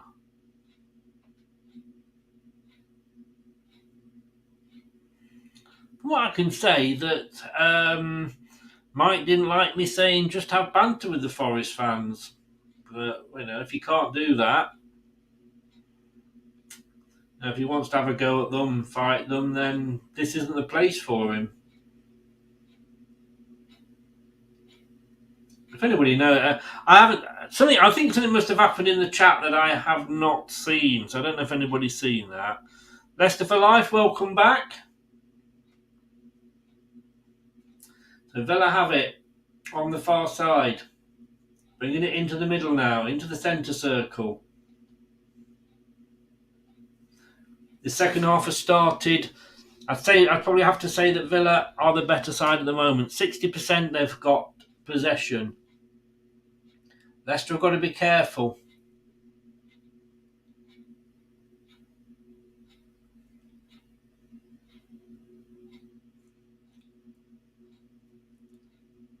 Oh, Maddison, beautiful from Maddison, holding 2 or 3 players off there.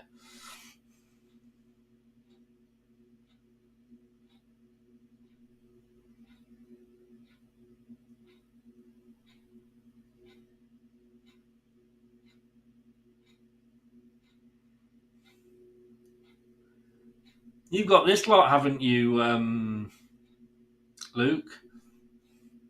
Free kick quickly taken by Villa, and they have it on the near side. Chipped into the box. But it's over everybody and out for a goal kick to Leicester City. Yeah, I don't know. He was asking me, he was saying, look, Mark Albrighton is at the game. Whoa. He sat with Johnny Evans.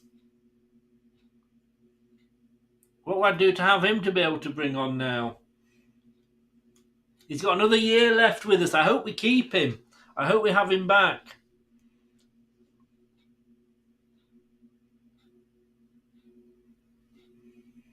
I did do a banter show, which I might try to start up again, if you remember, with Dave, I think it was, a Forest fan. And we have a laugh and a joke. We banter at each other, and then we say, thanks very much, have a good one. He was in the crowd, James, but he's actually at West Brom at the moment.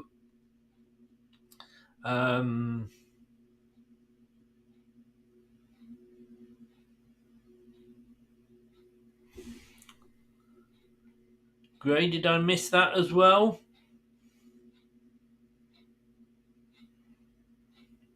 Oh, well, all right. To be honest with you, if you can't stand a Forest fan coming in for a bit of a banter, He needs to grow up. I don't mind any fan coming in here as long as there's due respect.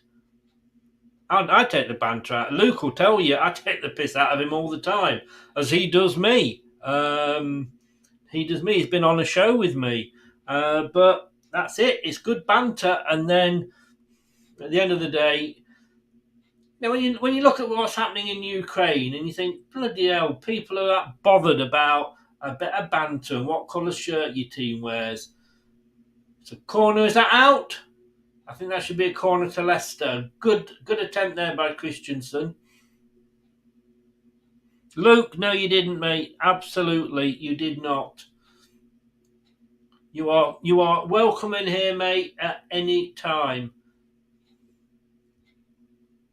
As is Dave. So, near side, the Cop end, it's Maddison.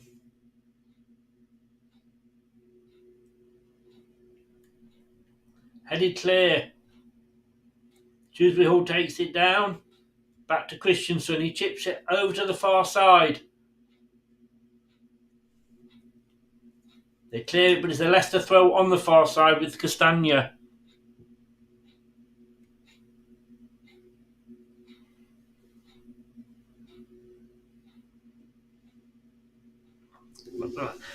We have Newcastle fans in here. We have United fans, Arsenal fans.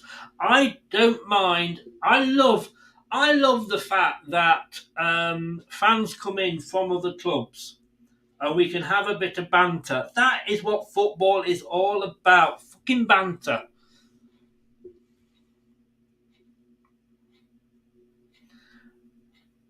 And if he can't live with that, then I'd sooner him not being here, because that's the old Mithander, old knuckle dragging years of football. I go into West Ham chat and take the piss out of them. I go into Liverpool. I mean, and I take the piss all the time. Oh, I just think, God's sake. It's football. People dying. Kids are getting shot. Grow up. To be honest with you, Anthony, is that gone out? Yeah, I think it's a goal kick to Villa. 62 minutes gone. I don't mind a bit of rivalry, Lena. Rivalry, that is football. Football is rivalry, but it is respecting the opposition, having a bit of banter, and then it's shaking hands and moving on at the end of the day. Scores are still as they were. There's no changes.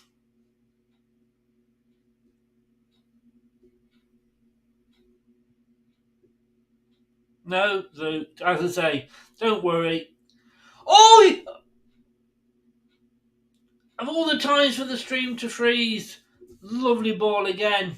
Castagna didn't quite get on the end of it. Leicester are coming back into this now.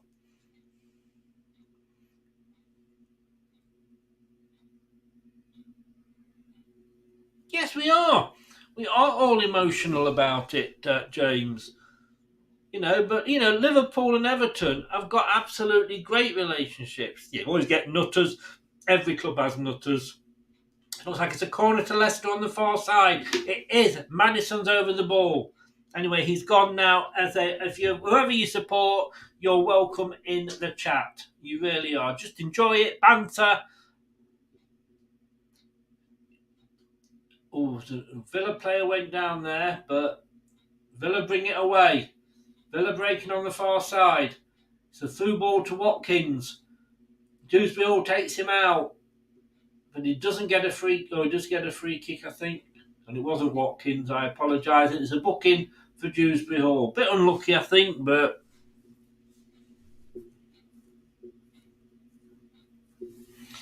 No, I mean, until obviously I want Forest to go down and Leicester to stay up, and they want us to go down and them to stay up. But look, do I enjoy having Forest in the Premier League? 100%. Because, you know what? I would have laughed if they hadn't got up and they'd lost in the set, of course, but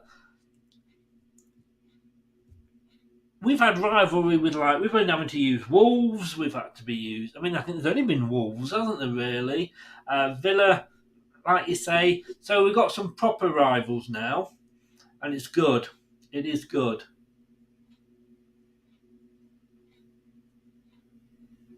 Because, like I say, that is what your football is all about. Yeah, agreed, Anthony. 65 minutes coming up on the clock. Leicester City 1, Aston Villa 1. And if you have a look at it, I mean, the heat map, it is still all Villa. It is still all Villa. But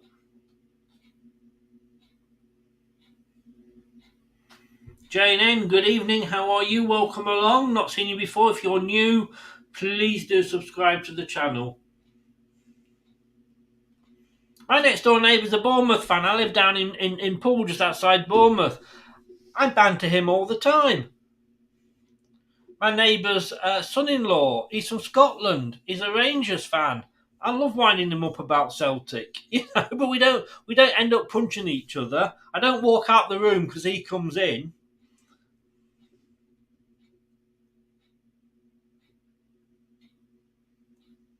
That second goal that's been disallowed for Chelsea. Wow. They're having it bad tonight, aren't they?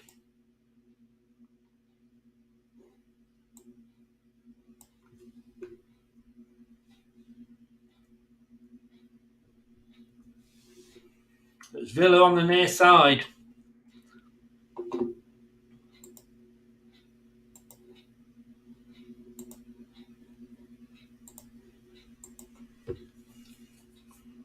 One all. I mean, I was pleased that Derby County got relegated, but I would not want to see them go bust. Yes, they got a points deduction. Yes, they're rivals. And yes, they got relegated. But I would not want to see them go out of business. We nearly went out of business, and my God, it's horrible. It's horrible. Every decision seems to be going Villa's way at the moment. But yeah, but I would not wish... Oh, God, thank God that was a bad pass there from Watkins. They were through our defence then, Villa. They still are again. Oh. I think it's a goal kick. Villa player doesn't look happy, so I'm guessing it's a goal kick, to Leicester. I worked and lived in Bury, and I know, that was a club that was right there at the beginning, before all this, cheers Leicester, take care buddy, before all this sort of mega money came into it. And to think of them going bust, I've been to Gig Lane when Bury were playing there, so I worked there, and it's horrible. It's horrible to lose a football club. It rips the heart out of the community.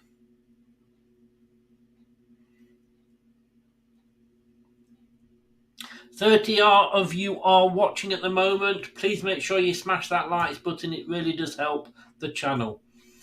Coming up to 70 minutes gone. It is Leicester City 1, Aston Villa 1.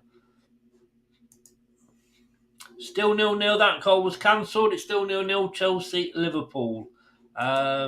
Let's have a look and see how we are doing.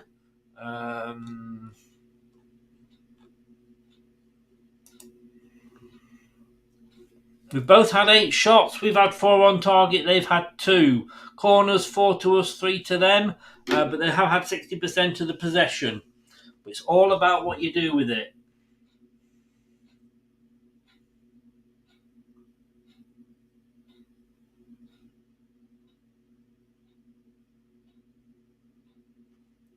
Oh, yeah, I mean, indeedy, again, brilliant, mate, brilliant. I mean, it's like watching a team of Duracell bunnies. Do you know what I mean? It's where, what I mean by that is, oops, Russ,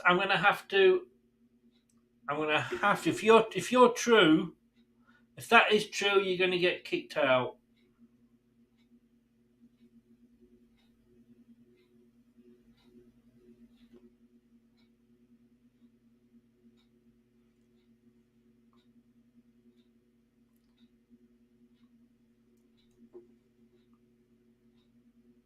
Right.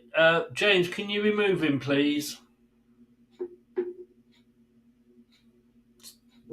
No, there's enough warnings, Russ. I'm sorry.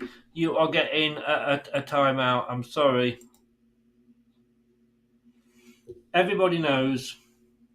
He is being sent off. He was on a yellow card. Yeah. I mean, that was a yellow card. Was it a straight... No, I don't know if it was a straight red, but it was a yellow, and he was already on a yellow.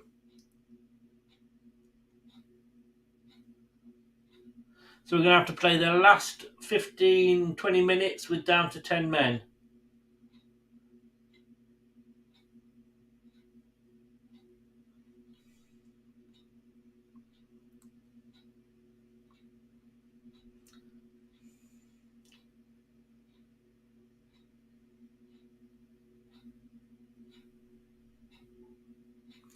So it goes from bad to worse for Leicester.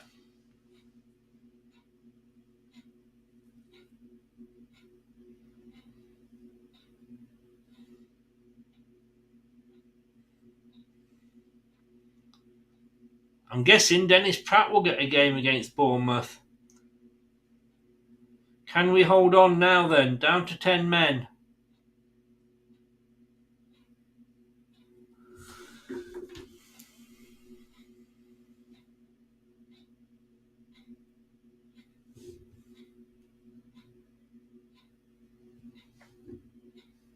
Vardy can't control the ball. Was it a straight red or was it a second yellow?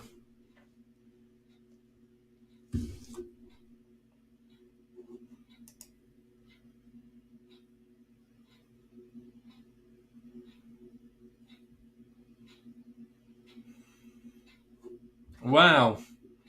Okay, I did not know this, everybody. BBC, the Premier League tell the BBC in advance which subs are about to be made. So the Premier League know what the subs are before they're made, because obviously they've got to be given the information. They tell the BBC. And what they are saying is, pending 21 Ricardo Pereira on for 22 Kieran Dewsbury Hall. He was about to come off before the red card. Yeah, that's why I was asking if it was the second yellow. I thought he'd had a yellow. I mean, I didn't see whether he'd given out a straight red. It wasn't a straight red, but it was definitely a yellow. And he can't moan about that at all. So just out of interest,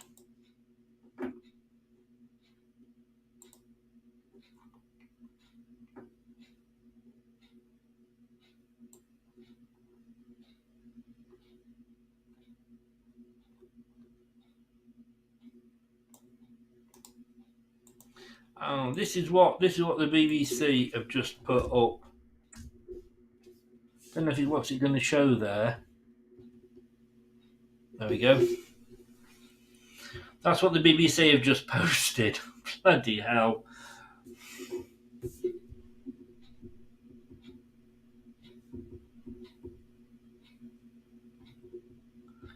Such is life. Another attempt there from Villa. It's all Villa at the moment. It is all Villa at the moment. Lena, I think we've got to rethink our plans. We're down to 10, so if Ricky comes on, then somebody else will have to be taken off. But obviously what we're going to do now, I'm guessing, is Adam is going to be looking at the formation and possibly changing the formation.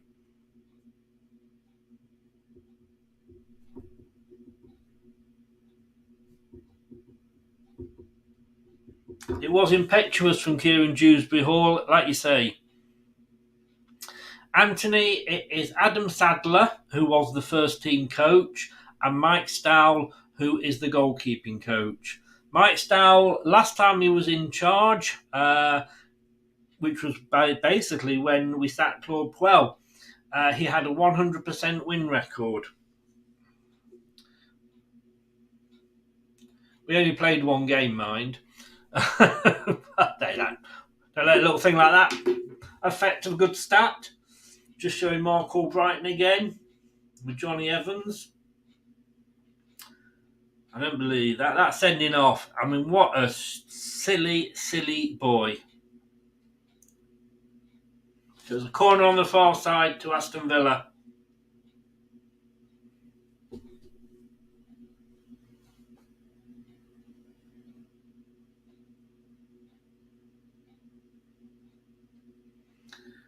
JN, I literally was reaching for my mouse to block you then.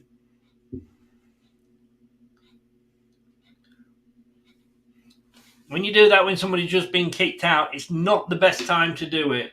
Whoa, that was close there. That was close. Vardy is coming off on 70. Oh, there's Craig. All right, mate. 75 minutes. Daka is on for Vardy. Ooh, still no Kelechi.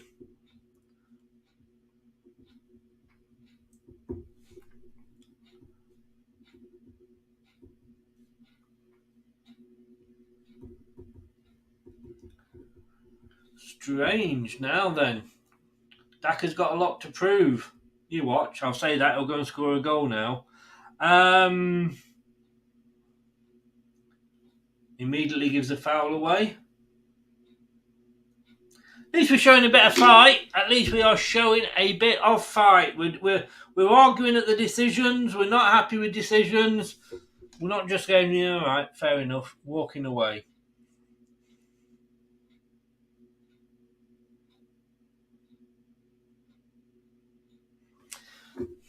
Ten down to 10 men. Would we take a point now? Would we take a point?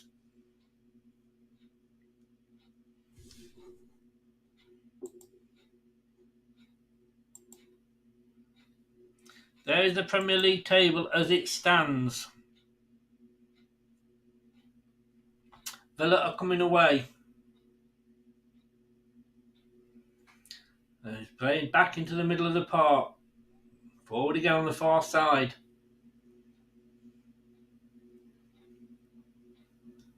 But again, it's just a like-for-like sub.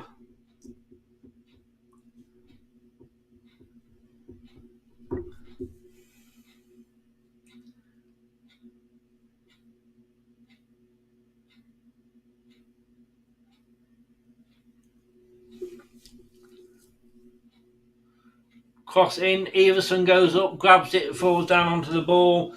He's well commanded his box tonight, Everson. Had a quieter night than he did against Crystal Palace.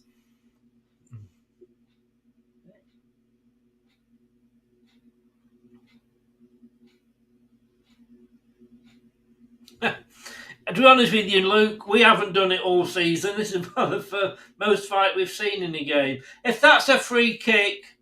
Yeah, no, well done, ref. Quick throw in from Daka. Maddison. Daka! Oh, my God.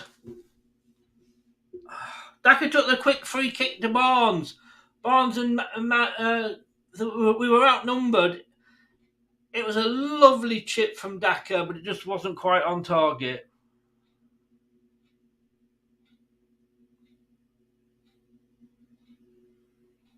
Yeah, I agreed, Nate. Ramsey's off for Villa. Duran is on. I wonder where his partner is, because there weren't the two of them. Duran. Thank you. I know. Is that a joke?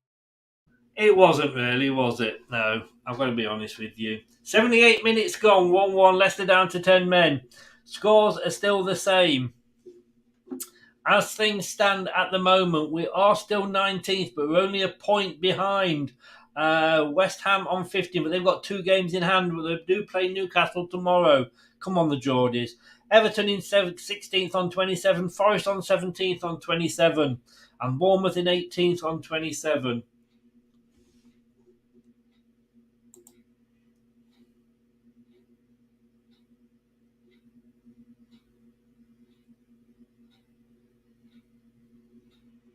Indeed, Gray, indeed. Say a prayer. Come on, say a prayer for Leicester then, Simon Le Bon. Don't say a prayer for me now. Save it till the morning after. Hey, Honey G's got nothing on me.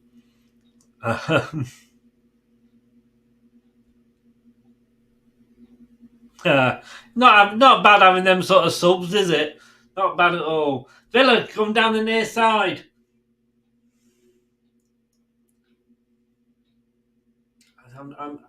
No! Well done, Everson. No nonsense. Clears it with his feet. I think he's going out for a corner, not a throw in. They did, Gray. They did. I think if I remember, Jane Fonda wore some rather nice clothing in that film. So corner on the near side for Villa. 80 minutes on the clock.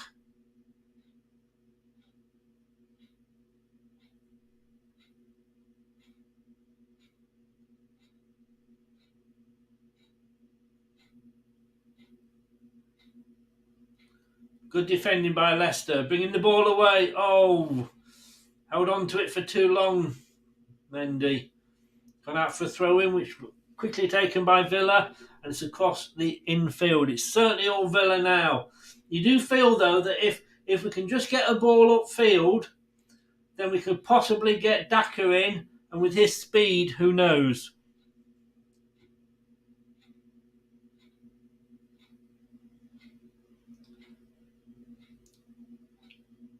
Oh, McGinn with a shot there. He's been apparently he's been linked with Chelsea as well. They're welcome to him. They are welcome to him. Deflection there off Christensen. If Tottenham think that he's an improvement on Conte, and if Chelsea think he's an improvement on Potter, then Villa now they are really taking this game by the scruff of the neck. Then I do feel sorry for their 2 sets of fans.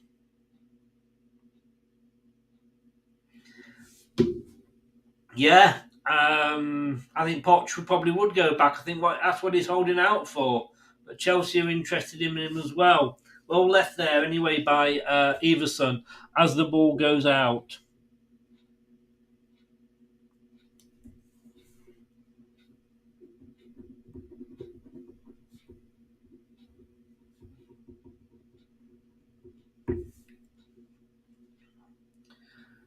Ball gone against Leicester. It is all Villa at the moment. If this was a Brendan game, I'd be saying I'm worried about conceding. And if I'm honest, I probably still am a little bit. And we are obviously down to 10 men. That will make a difference. We are going to be stretched as we are being now. Oh, got a chip in there. Everson got up, grabbed the ball, falls on it again and says, "This is my ball." He's had a good game, got to say.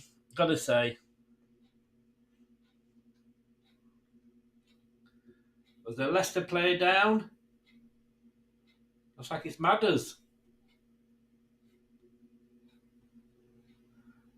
Maddison is down.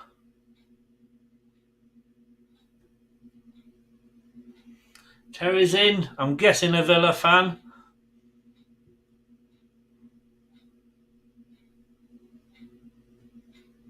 Yeah, it says here he's down. He's holding his foot. They can't afford to lose him. No, we can't.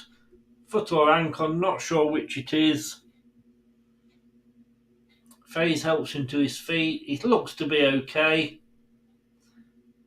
Always a concern. More substitutions here for Villa. Yellow card to Forest's Philippe. A late chop on Patrick Bamford, apparently, to break up a counter.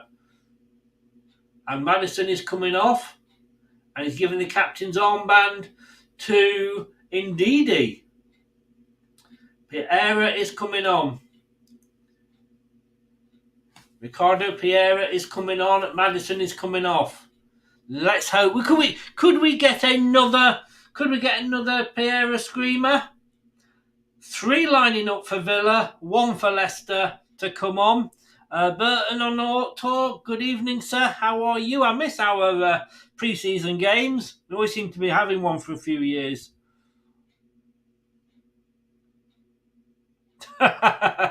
All the best, Anthony. Didn't realise it was today, mate. Have a good one. Hope you get something nice off the missus. Have a good birthday, mate. 5 minutes to go plus stoppage time and injury time.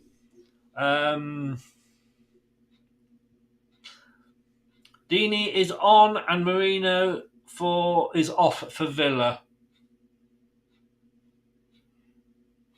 And Conor Gallagher's on for N'Golo Kante at Chelsea, where it's still 0-0. I think that's 2 disallowed goals they've had, Chelsea. Daka's down. It's a free kick to Leicester.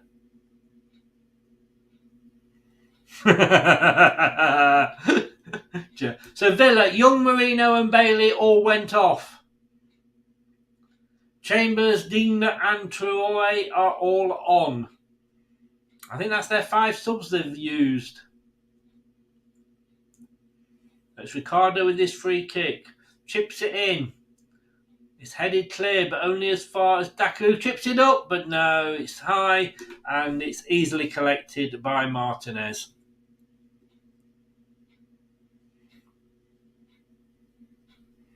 Cheers, Burton. Well, how's your season going?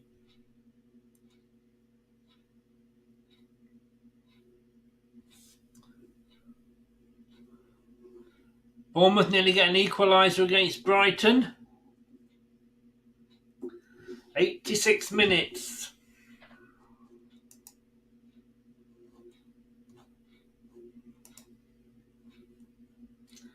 So we've made 2 substitutions. Villa have made 4. Sorry, they've made 4 subs. Oh, at the moment we're making a pig's... Oh! Villa have scored.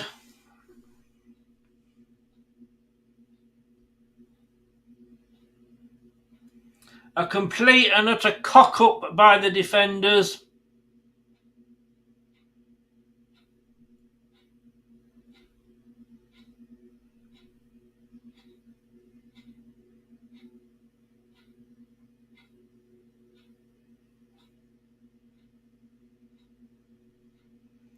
Called it early, didn't I? I said I could see it coming.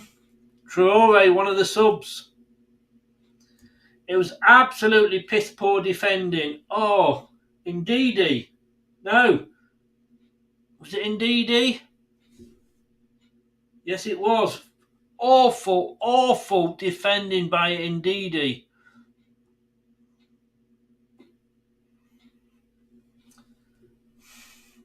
He took it lovely. What was Ndidi trying to do there? Completely missed Barnes with the pass. It was a gift. It was a gift. I'm not a fan of Ndidi at the moment. That's hard to take. That is hard to take.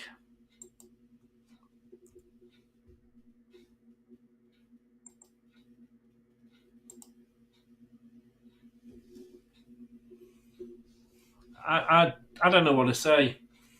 How can anybody... To think, not so long ago, a couple of seasons ago, people were talking about 30 million for this guy. I'd actually give you £3 to take him away.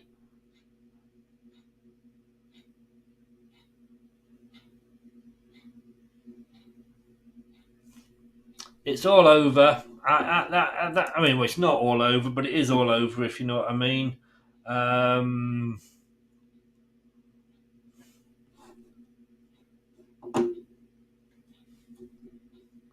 The Villa fans are happy, quite rightly as well. Well done to them.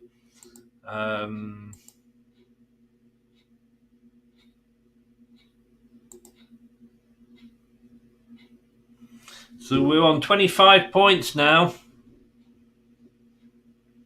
18 games lost. If you look at that bottom half of the table from Leeds down, we have lost as many as Southampton have. Everybody else has not lost as many as us. That says it all. Again, we're going down. We've got a free kick, which was good because we'd lost the ball.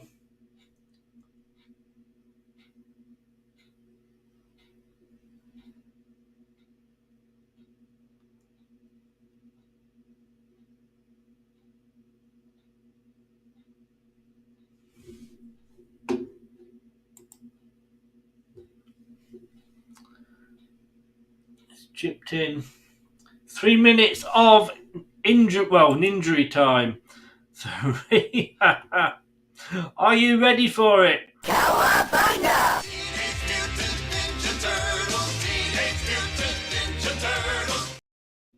Take care, James.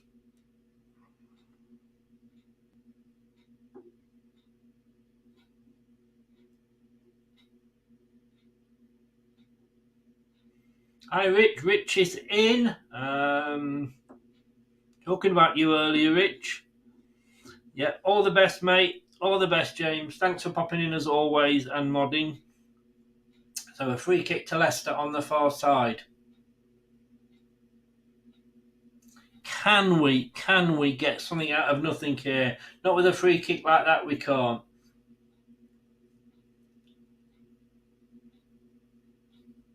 Oh, they're claiming a penalty, Leicester, but it's not being given. Daka is saying it's a penalty. It's a yellow card. I'm not sure what's going on here. The Villa players are surrounding. Or was Daka taken out?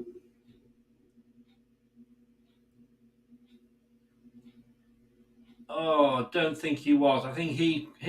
Well, then again, why did the player get booked? I don't know why the Villa player got booked, but he actually took. I think he took Daka out.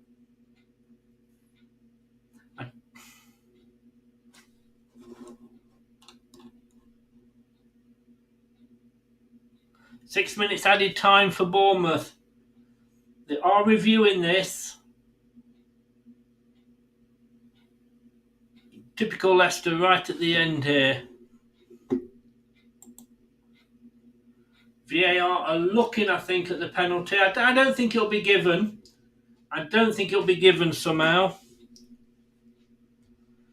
Simon, if you're watching, my friend from the pulpit, I think he's going to look at it. What's going on? I think he's going to look at it.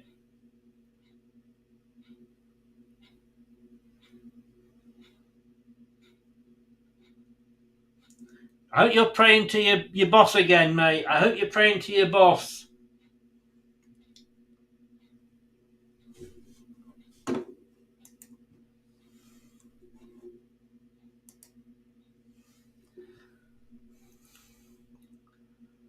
I mean, we know what it normally means when they go over to watch it, but I'm not sure. He's talking to VAR. I don't know why VAR have asked him to look at it. This has taken up all of the injury time. What's he going to do? No, it's not a penalty. It's not a penalty. And he's taken the yellow card back as well. I think that's probably what he was looking at more. Yeah, Daka nudged him. No penalty. Oh, well.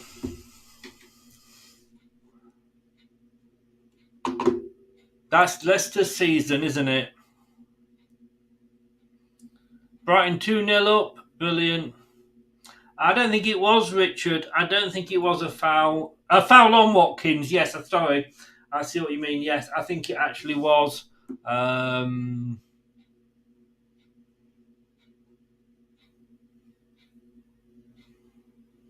Terry Morris, hello, how are you? Stadium is half empty, is it? I suppose everybody's decided. It's a school night.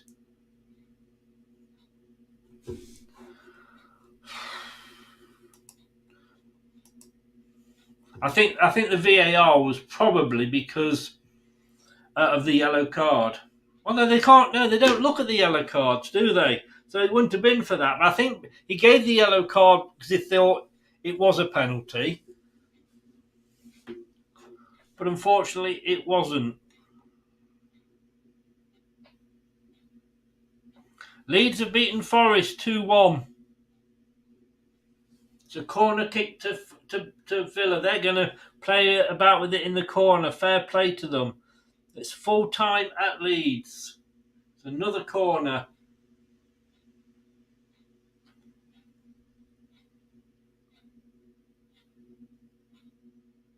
Brighton are 2-0 up at Bournemouth.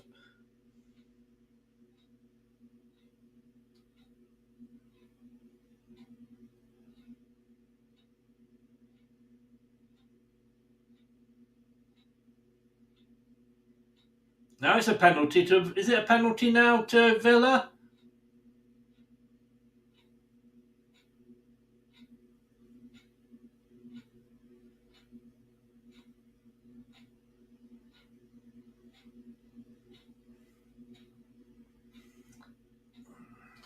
Ndidi, again, don't let Ndidi anywhere near the defence. It's just outside. Fucking lucky. Bloody hell.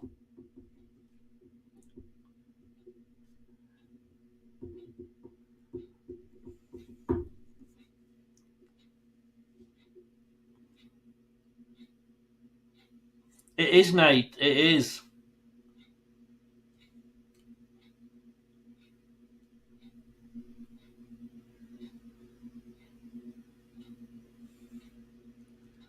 A long ball kicked upfield by Everson, but it only goes as far as a Aston Villa player.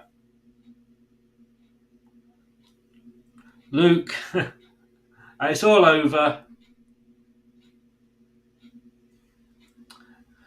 It's 2-1.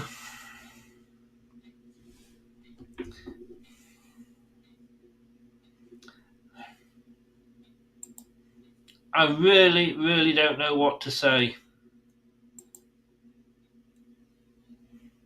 Villa fans are well, they celebrate. Villa players are celebrating. Sorry, I just.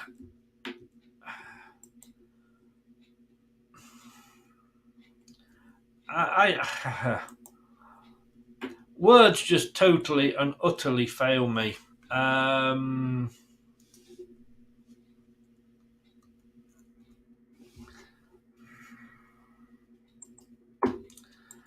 We'll get Brad in and we'll see what he's going to say. I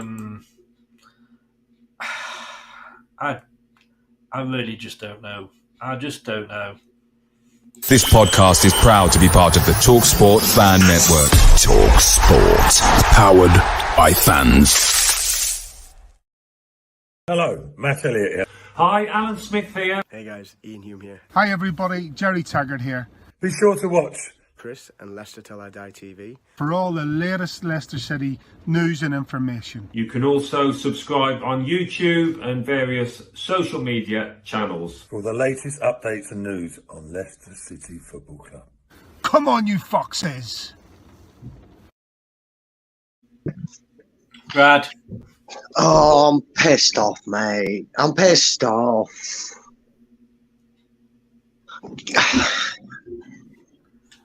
I mean, Villa are celebrating like they've won an FA Cup. Yeah, well, that sums up their performance because they weren't brilliant tonight. We were actually, for the majority of that game, the decent side, I felt. But to quote Derek Trotter, Dewsbury Hall, you dipstick. What were you doing? Why? You know he's giving soft yellow cards, and the yellow cards, whether you think they're soft or deserved or not, they're yellow cards. You can't be that erratic. Ashley Young's a knobhead, I know. Ashley Young, if you watch this, that's to you for being just a dirty little twat, as always. Yeah, I hope a seagull shits in your mouth again, you prick. But it was a yellow card, and he gets a second, so he's off. And then, fucking Didi, what are you doing? Oh, so sum up your look in the game, and it's getting beat by an absolute belter in the top corner, and then, unfortunately, Daka does take out Ollie Watkins when you think we're going to get blessed with VAR. It's just, for God's sake. I'm back. Big up, Brad. That was a quick BJ, mate, on your birthday. No, he's referring to it was KDH that got sent off. The red card offence, the silly red card on Young, it wasn't necessary. I know. That changed it all. That changed the game, and it's going to. Sorry, go on. I don't know if you saw my comment. I'm just going to try and find it here. But this is what the BBC put up. Typical, I can't probably find it now. But the BBC get notified just before the changes are made what's going to happen. Obviously, they all do. And they said, want to know something agonising? The Premier League tell us in advance which sub-teams are about to make and look pending. Rico Piera for Dewsbury Hall. And he was about to come off before his red card. Yeah, well, Lee owes his teammates an apology tonight. Well, him and Ndidi. Well, yeah, because let's face it, did Villa create anything of note apart from that goal in that second half? I think the near post, they hit it, and then hit the other post near the end where Iverson kind of put it out for a corner. But we did so well given our circumstances and where we are. And if you'd have said to me at the start of the game, what do you want to see? I want to see a bit of grit, determination, some effort. We got it tonight. It wasn't the greatest, don't get it wrong. It wasn't a turnaround performance by Leicester by any stretch of the imagination. But for God's sake, kick you when you're down. And then, I don't know. It's one of them. And again, salt in the wound, you're about to get taken off. Keep your head, son. I love you, Dewsbury Hall. I really do. But if we were doing player ratings tonight, you'd get a 0 for everything you threw your own performance away by doing that for me. You really did. I mean, I'm just putting up there performance. Oh yeah, by a mile. Yeah, I mean that is probably the best I have seen. We were going for enough balls. I mean, to tell you what, Steve always makes the point that you ever see Leicester players arguing. We saw that tonight. Yeah, a bit of passion, a bit of effort to turn it around. And I tell you what, that came from the touchline because there was a guy on the touchline that actually was giving instruction. I actually saw him and Mike Stowell stood at the sideline, not eating mints, not in, but actually talking and planning. Do you know what I mean? What were they not doing, Chris? 2 hours, 23 minutes and 20 seconds. Okay, get that clipped. That's Chris's performance.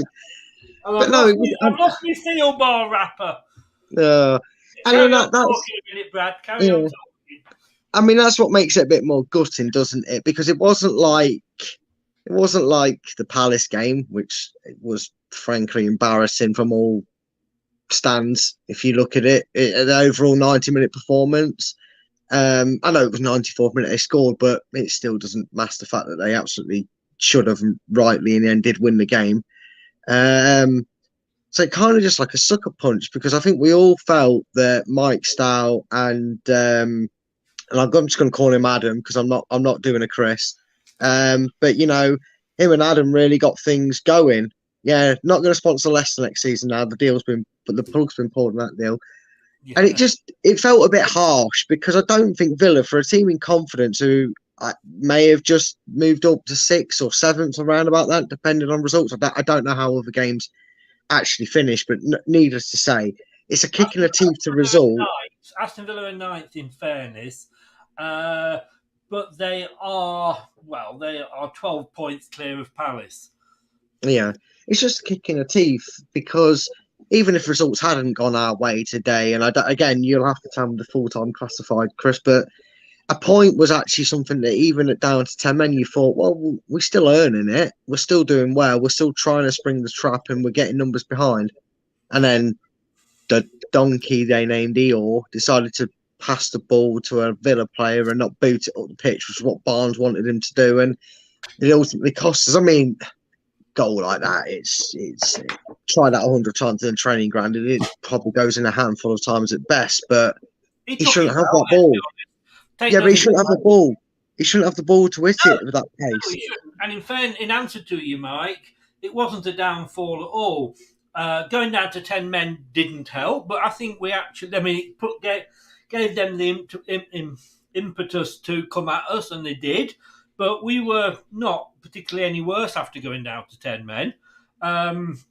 But that was just schoolboy error. I mean, it wasn't even a no-look pass. He had it, side of his foot, and it was like 2 miles behind where the player was that he was trying to pass it to. It was like watching five-a-side football, because sometimes when I've seen five-a-sides in some of the leagues I've played, that was like a person that just is, he just swung a leg at it. He didn't move it. It was almost like his other foot was stuck in the ground and he just swung a leg at it trying to clear it. I don't understand. I just don't understand how he managed to get that so wrong. It was almost like he'd signed for Villa for the day. It was a beautiful setup. I mean, at the end of the day... I take it Bournemouth lost by the amount of people I've seen saying Bournemouth and Southampton again. There's the table. Bournemouth lost and Forest lost. Wow. At least we're only fighting for one relegation zone then, but what's just going to be docked of Leicester at the weekend? I hope not, but... I mean, we have got 25 points, as you can see there. Just about, yeah. Yeah, 20th are Southampton with 23. Leicester are 19th with 25 points. Bournemouth are 18th with 27. Forest 17 with 27. Everton 16 with 27. West Ham are 15 with 27. And then Wolves are 14 with 28. Now, when you look at that, you think, oh, God, it is close. West Ham have got two games on everybody else, and you wouldn't put it past West Ham going and beating Newcastle tomorrow. No, you wouldn't. No, you wouldn't. But Bournemouth, they get the odd win here and there. Forest, they get the odd win here and there. I mean, we can't even get one. Talk about being, like you said there, being kicked in the teeth when you're down. But when they do say when it's going against you, it's going against you. Yeah, and unfortunately, it was a case like that. I mean, I know I said at half time I'd have been happy with the point, and obviously, when you go down to 10 men, you're desperately hoping. The point. What was that? I'm missing seeing what the comments are saying. I don't know what people have been saying, but having to go at Ndidi, in fairness. Unfortunately, rightly so. Where because it was just bad from him. It was reckless. It was no need. It was just reckless playing. It was no need. Just hoof the ball. We got 10 men. You're at the edge of our box. I mean, look how you got the ball. Just think for half a second. This ball's been pinged off me off a Villa player's head because Mendy smashed it at a Villa player's head. Luckily, he hit it so hard that that's all it did. Just think, oh God, I'm lucky to get this ball. Let's get it out so we can reshape. Like you said, he played it 4 yards wrong on every scale. We played it 4 yards, forward. He played it 4 yards behind where Barnes was running into, and he played it 4 yards backwards instead of forwards. It was awful. It's honestly just off. I just hope now. I just hope that this doesn't maybe put that final nail in the coffin for the confidence, because if it had finished 1-1, we'd have felt the better out of the two. they'd have felt like they'd have missed out, dropped 2 points, and we'd have gone, you know what, we dug in deep. You know, we can forgive Dewsbury Hall. We'll sort that out with the one match ban he'll get because it was a second yellow, not a straight red. For those worrying that he'll be missing for 3 games, probably needs it, to be honest with you. I just hope that bring Pratt in to replace him. Yeah, someone asked me who do I think will come in and replace him for why he's missing. I think it's the obvious choice. I think you go Dennis Pratt. Yeah. My only thing I would take away from tonight that I would look at in terms of our attack is Mike Stowell and our friend, our friendly assistant manager. Sadler. Good old Sadler. Can we go to up front now, please? I know. Can we go to up front? That's the only bad thing I was willing to take away from this game until they scored late on to win it. Let me just show you something else because no, it's not that. It's the referees. We don't need the referees. What I need to show you is this. Now, you probably can't read that, so I will. No, you read that out for me, mate. I will read that for you. Basically, what it's saying is our most successful player with 7 goals and 4 assists in 10 appearances, Leicester striker Kelechi Iheanacho, has been directly involved in more goals against Aston Villa in all competitions than he has against any other side in English football. Never got on the pitch. Yeah, that baffles me. That really does baffle me. It baffled me that when we went down, before we went down to 10, I was expecting a bit of flash roll back to Rodgers sort of thing. I saw the hour mark come up and I was like, right, well, where's Iheanacho? Where's Daka? Where's we've got the impetus? And then I know it was a bit later on, but what happened. And I mean, Vardy had a good game, but 5 touches in the first half. Yeah, and again, we're kind of used to that with Vardy. We know he doesn't get many touches in the box. He is kind of like Ollie Watkins. I don't remember him getting too many touches for them, and that's the style of striker he is. He gets the ball at the end game, if you will, and end zone for the Americans. There, he gets it in that end zone of oppositions, and he literally turns and takes a shot or runs past his man and gets to the ball and scores it. So 5 touches doesn't really say much about Vardy because that's just how Vardy is played and how he's played since he's been on a roll in the Premiership with Leicester. So you take it as it was. Yeah,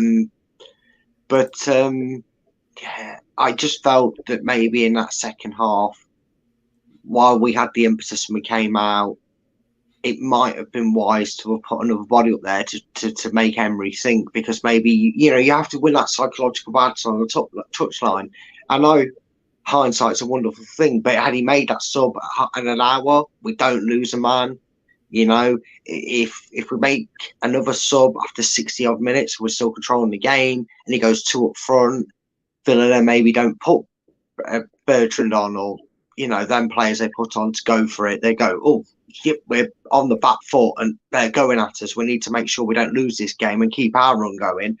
And then we get but like you said, a game that sums up how everything's going against your club, or you feel like it is. What goes and happens is the complete opposite. Capitulation. Somebody said must win against Bournemouth, but we've been saying that for weeks. This was a must win. Every game's a must win. We're not going to get a new manager in, I don't think, by the weekend. No. But my worry is that we're not seeing anything different from this guy. Yes, we saw a performance, but the players had to show that it wasn't them, and it was Rodgers. But tactically, did we see anything different? When Daka came on, it was a like for like. No, unfortunately, we didn't see anything different in terms of the changes. And that disappointed me because I wanted to see them changes. I really did. I wanted to see, lay a bit of your own mark on it. Kind of, because also Sadler had the chance to kind of show, as an assistant manager likes to do, whether it was for one game, it was probably always going to be 2 anyway, because we didn't have anyone sat in the stands tonight like we did when we appointed Brendan. Well, we had Mark Albrighton, but I don't think he's coming back as a manager, is he? I know, that would be like, do you remember the TV show Dream Team, Harchester United? I don't know if you will, but other people might. It used to be on Sky One. It felt like that, as if Albright was sitting in the stands to become player manager sort of thing. But in realistic terms, we wanted to see a change. You wanted to see the assistant manager kind of go, well, I suggested we did this to Brendan, and I'm going to do that now, because in my situation, when Brendan did this, I would have done this. Go out there and do that for me. Show, kind of let us know that he's not just going, shit, it's 1-1 in the 60th minute. What does Brendan do? Because that's got us where we are. You do not, Sadler, sit on Brendan's sheets of instructions, and I am a little bit concerned with the like-for-likeness of the changes. I'm not concerned about substitutions because I like Daka and we needed to do something with Dewsbury Hall and 10 men. But I just don't like the fact that he kept it how it was. I just felt, and I know people might say, yeah, 10 men might have changed his thinking. You look at the subs he was originally planning, it doesn't sound like he was going to do anything different outside the realms of what we've seen in terms of substitutions. So, must win. You can say that for the next nine games or 10 games or whatever it is, because they're all must win. They're all do not lose games as well. I know people might say, "Oh, Man City's a free pass." Well, it could be 5 points if we lose. And if results go our way, we could go into that game 5 points off safety if we lose to Bournemouth going into that. No, I want to go there and get at them. No, just interesting. Actually, let me just bring the table back up. You can't see it actually on there, but this weekend, Southampton are playing Manchester City at home. Now, it would just be like Southampton to go and win that, wouldn't it? But they shouldn't. We, of course, in 19th are playing Bournemouth in 18th. Forest are away at Villa, and they proved today, as Luke said earlier, their away form isn't the best. Everton have got Man United away. And West Ham, so their next game we know is Newcastle. And then Wolves have got Chelsea, who I'm guessing drew 0 at full time. Yes, they did. I was checking it on the BBC so I could update the predictions behind as well. It literally was. It should have been 2-0, but they had 2 goals disallowed, didn't they? So again, it's still in our own hands, and that's the thing. It is, Chris, but against Crystal Palace, Leeds were playing Arsenal. I'm looking back here. Forest had Wolves, which was an ideal result for us at the point, wasn't it? Was it 1-1? Forest Wolves, yeah, it was 1-1. I'm looking at it. Bournemouth were away to Fulham, who I know they've got Mitrovic missing to the end of the season for all intents and purposes of an 8-game ban, but you were hoping that they wouldn't get anything from that. And look what happened. It's all well and good saying, oh, well, they're playing each other, or they're playing teams like Man City and that. They've actually, like you said, Chris, Man City have been upset by teams. Liverpool have been upset by these teams that we're talking about. There's no guarantee they won't get something from these games. Look at Everton against Spurs. Yeah. At the end of the day, I'm kind of like Terry. It was a nice sentiment. We had a bit of a feel-good factor. We felt a bit of energy at the King Power tonight, which was good. The fans were good, and the energy was there on the pitch. But now it ain't about performances. He's right. Terry, I am with you on this one. I left that up because I'm not. Because if we'd lost 2-1 and put the sort of performance we'd put in against Palace, I would have been a hell of a lot more fuming than I was. Yes, yeah. The thing is, unless we put performances in like that in, and yes, obviously we need the wins. I mean, that's stating the bleeding obvious. We need the wins. We need the points. Of course we do. But if we put in performances like that, hopefully the points will come. Because if we don't put performances in like that, we ain't going to get the points.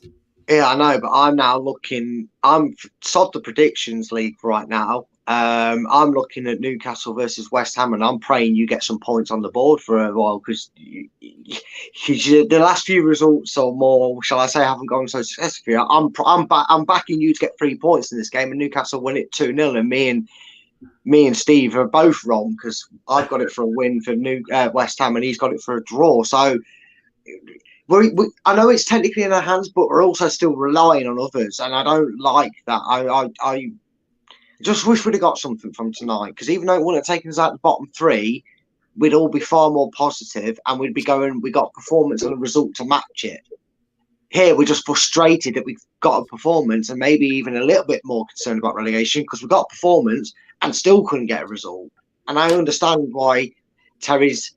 I'm sure he's happy with degrees of the performance to a point, but I'm sure I think what Terry's more saying is overall it doesn't really matter because essentially it still resulted in the same outcome that Leicester have suffered for most of that season, and that was unfortunately, despite playing better, didn't warrant anything better. You know, like you say, winning 6-0, 1-0, still 3 points. Playing well, playing bad. If you still lose, you lose. We're not going to get a bonus point for playing well, and we need to be doing both at this point of the season. This isn't October, August, where you can shrug it off and go, "Oh well, play like that will do right this season." We are in trouble. We have to be aware of that. Of course we are. I don't think anybody would deny that. I just, everybody said we can't blame Brendan anymore. I'm sorry, but what have we got to do? We need to be optimistic. And if we can't be optimistic about that game, we might as well just pack up and say, yeah, we'll give 3 points to every opposition team that we've got left to play. That was a hell of a lot better performance. Yes, the result went against us. Yes, if KDH hadn't got sent off, if indeed he hadn't done a silly bloody foul, individual errors, but the performance was better. We were holding a team that was 9th in the division, and we are 19th. So they should have literally battered us. They should have been done to us what Palace did to us in the first half. And you know what? They didn't. Yes, Varney only had 5 touches in the first half, but my God, he looked up for it. Yeah, Every player there in a blue shirt was going to the opposition, and they were going in for the tackles. They were getting to that first ball. They were closing the players down. And if we don't have a performance like that, we ain't going to get the results. No, and that's quite right. And again, it's not dropped. We've dropped it. It doesn't feel like, oh, we've dropped another anchor in the ship and the white flags, the boat's sinking and we might as well toss the white flags in the sky and give up. Because if it had been a bad performance, then I'd be really worried. I still think it just needs like that season we talked about at half time, Chris. And I mention it again because it does feel like that sort of era / period we're in, because we were 20th when we did this. I know it's different times and that, but we played Arsenal, we lost 2-1. We were really unfortunate. We put the effort in, but we just couldn't quite get the run of the ball. Things happened, and we lost that game. But Arsenal came out saying afterwards, if they play like that, there's no way they'll be in trouble come the end of the season. And you just have to keep going with that mentality. I know it's bogging us down, and I know it's bogging the players down, but tomorrow at training, that team meeting they have in the morning, right? Forget it. Just before you got sent off, forget it. We'll deal with that. That's the problem. We'll deal with that. Indeed, we'll talk about that. We'll deal with that on the training ground with you and individuals, right? But let's just take that 45 minutes in the morning to show them what they did well and what they can do and how they actually frustrated Villa. Because I bet you them Villa players, yes, they'll be celebrating, but deep down they're going, oh, that was tough. That was tougher than it should have been, surely, with how they've been recently, because we did put up a good fight. So there is still something to hold on as a positive there. Yeah. Okay, I mean, again, everybody's making this point, so I'm just going to come back to it again. Bearded Monster. Nice name. Love the name. Performance isn't the be-all at this point. Points are. Yes, we need the points. Like I say, we're stating the bleeding obvious if we're not saying we don't need the points. Of course we do. And let's be honest with you. That bounce, that new manager bounce, and we haven't got a new manager. We've got a guy that's been part of the old management team, so we haven't got a new manager. So there was never really going to be a bounce tonight. And when you saw that team at the start, I think we could say same old, same old. Now, I'm sorry, but what happened at Palace is that a new manager that came in, and yes, they got a win. They beat us 2-1, but it was bloody lucky. In the you could say. In the first half, they battered us. They absolutely battered us. But was it 0-0? I think it was 0-0 at half time, wasn't it? So they didn't, they weren't suddenly sticking 4 or 5 past us.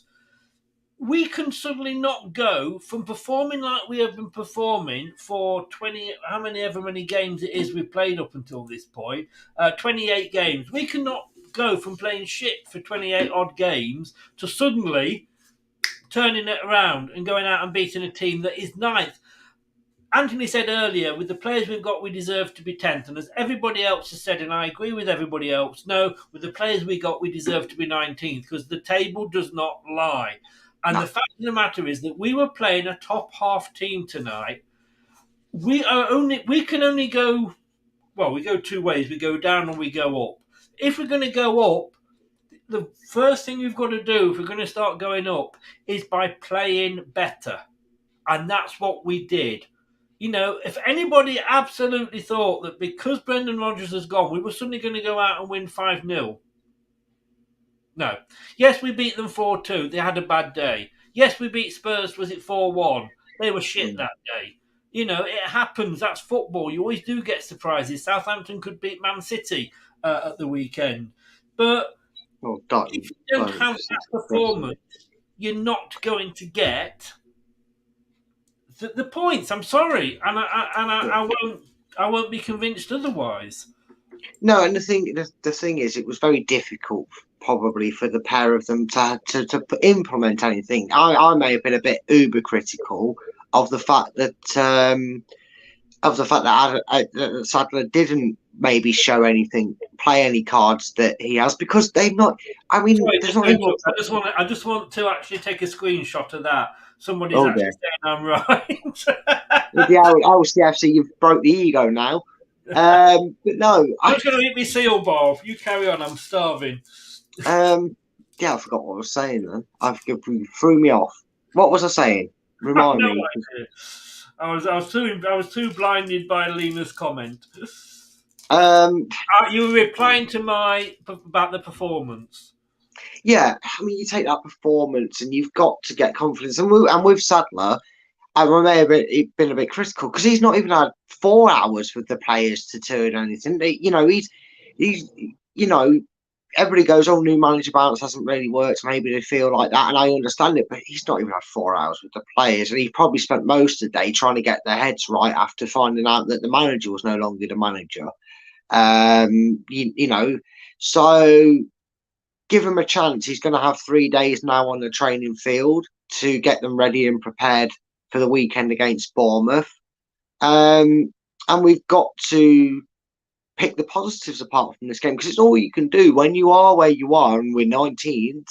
You have to handle the situation. You can either get angry, blame each other and rah and let it go overboard in the changing rooms, or he can get a grip on it straight away and be like, okay, yeah, we're gutted, we lost. You put in such a good effort today. I'm really proud of the effort. You really tried. You gave it going. Two mistakes cost us. That's football. Go with it. Don't even like glaze over the fact that Dewsbury Hall got sent off. Just glaze over. I know we'll have a word from him in private afterwards and go, come on, need to get your head right. Need to think about your tackles. And that's something he'll do away from the lads. And he might even say, Evans, have a word with him, or Madders, have a word. Do your captain duty. But right here and now, in that change rooms, there needs to be rallying each other and go, we can turn this around. And they need to start with Bournemouth because, like you say, if all of a sudden we go to Man City and we 5 points off safety, we could be 8 by the time we play Man City. And it has to come now. It does. Hopefully, by the time we get to Man City, we might have a new manager, of course. Maybe. In one form or another. Have you seen enough from Adam and Mike to say, take us to the end of the season, lads? Well, they got the initial part right. Manage the situation. Remember that we're up against it. Remember that be respectful that we're playing a team on the high. Despite the other circus in blue being Chelsea, their result against Chelsea was still impressive. They're having a fairly impressive season under Emery since he's come in. So be attacking and on the front foot, but be mindful. Don't be reckless. I mean, obviously, Dewsbury Hall didn't keep remembering the memo, but don't be reckless and leave gaps for them to get in. And in all fairness, Chris, over the course of 94 minutes or whatever it was, Villa did not create that many chances. It clear-cut ones anyway, because, I mean, I know they had one shot that curved wide, but even the commentators that I had that I could, because obviously I know you can't listen to it, but I listened to it, even though that was good defending by Leicester because they rushed them out and Villa were getting frustrated and Leicester could still nick it with 10 men. Obviously, it's hard to judge someone on less than 4 hours worth of training and work, but there is already signs that they're going to give the players the freedom to back themselves and do what they do best. And Bournemouth will be the real showing. If we lose again to Bournemouth, you need a new manager. We need someone in over that week because you can't just gamble this on them doing it because they obviously only have Brendan's rule book to go off if he goes wrong against Bournemouth. But if they get the 3 points against Bournemouth, I'm happy to stick with them. Yeah. That's the critical point, isn't it, for an interim? Yes. Get the results. It is. I mean, like I said, I think it was cruel the way it happened, but when you're down in football, you're down, aren't you?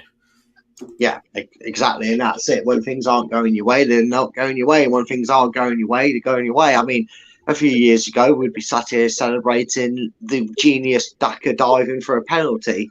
But VAR did its job. And you know what? I know the fans got on his back, but yeah, he actually had a good game, the referee. For me, the official, I mean, yes, I was screaming blue murder at times, but we get the benefit of a replay. And honestly, he got most of his decision making spot on. And if he was a bit heavy footed in the challenge and he allowed advantage for Villa, he also did the same for Leicester at times. So I'm not going to have anyone come on here and say the official was shy. I understand if you went the game, you don't get the benefit of a replay, and it always looks worse in real time. But the referee was quite good today. One time we need to screw up for VAR though. Come on, for God's sake. I mean, I could not argue with the referee with the VAR decision there. There was no way that was a penalty. You know, No, he actually tackles Watkins, to be fair. Yeah, I can't, and he took the yellow card back. I mean, on first sight, everybody's going like, penalty! Yeah, of course they are.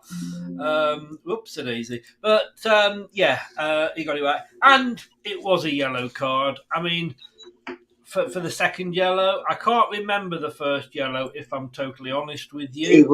He was, Leicester got caught out of possession. I mean, Leicester getting caught out of possession is unheard of this season, Chris. And he was chasing back and he had to bring him down. And he did it in a way that, yes, it was a yellow card and yes, it was necessary. But had he waited any longer to make that challenge, it would have been a straight red, in my opinion, because he would have missed the ball. He would have missed the player. He'd have got the player even worse than what he did. It wasn't reckless. It was one of them where take one for the team, yellow card, so to speak. You know, he went in to give the foul to stop the Villa momentum and kind of expected the yellow card. So, yeah, that was deserved as well. That was a yellow card. Again, any later, and he probably would have got a yellow because he would have hacked him down completely and wouldn't have had an argument.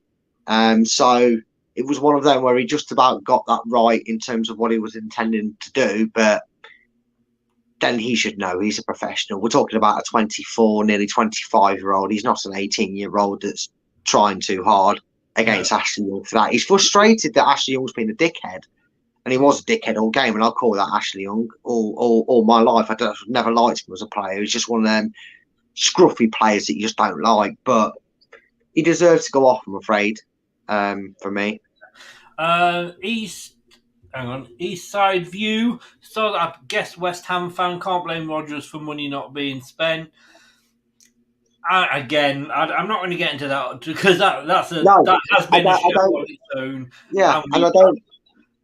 I'm not going to go down there, Brad. I'm just not. No, that's not. The rabbit hole was too deep for me. I need to go in a second. Both of us won't go down. Don't worry. I don't think. Love your faith. I don't think West Ham will, but He thinks Forest, Bournemouth, Southampton. I do hope you are right. Do hope you are right. Funny how both of us were in the European spot 2 years ago, and look where we are. Should both be doing better. Yeah. We should, mate. You should. And I totally think West Ham will stay up. But there we go. What's his name? Eastside Views. When people told people, when pundits told you to copy Leicester's homework, they meant from that season, not keep copying it. That's what's doing you wrong. David Moyes is still copying our homework this season. That's why we're both down here. You'd be miles safe if you weren't copying Brendan's homework. Right, there's some messages here, and two people have said it. That Steve Cooper has been sacked. Oh, I've not seen anything pop up on my phone. No. That would surprise me because I think you back your manager with a new contract. It's kind of sending a bad message to the players to me. But if they've done it, great news. Hopefully that destroys all the confidence and we can guarantee at least one spot. No, because they'll have a new manager bounce. Yeah. But I'm just trying to find something on here. There's nothing I can see. Oh, first thing, Tottenham's keen to sign Maddison. But I don't know. I would be surprised. And if it is, I'm going to ask you this. Go for him? Yeah, why not? Just for the lols. Get him in here, keeps us up, and Forest go down. That'll be, we'll mock them for years if that happens. Yeah. It's about Forest. Do it. Do it, Forest. What do you think of this? Fair shout. I mean, he's assist, technically. Yeah. But it is an assist, isn't it? Because he just took it down and scored it. It wasn't a pass in. I thought it was a pass in, but it was a great assist. He was phenomenal. He pressed the line. He did that well. So, deserves man of the match. There was a few shouts up until about the 70th minute I would have had there. And the guy who got sent off was probably in the talking point, Dewsbury Hall, until that. But, I think Alan's got that spot on. I think a little bit of a standout was him today. Yes, yeah. I'm just... There's nothing I can see here that says that at all. If anybody's got any links, but there's nothing coming up. Nagelsmann wants a Premier League job, and Chelsea currently have edge over Spurs. Oof, I'll take it. I don't know. We will end on this. Thank you for popping in. Disappointing, but what is even more disappointing is that currently...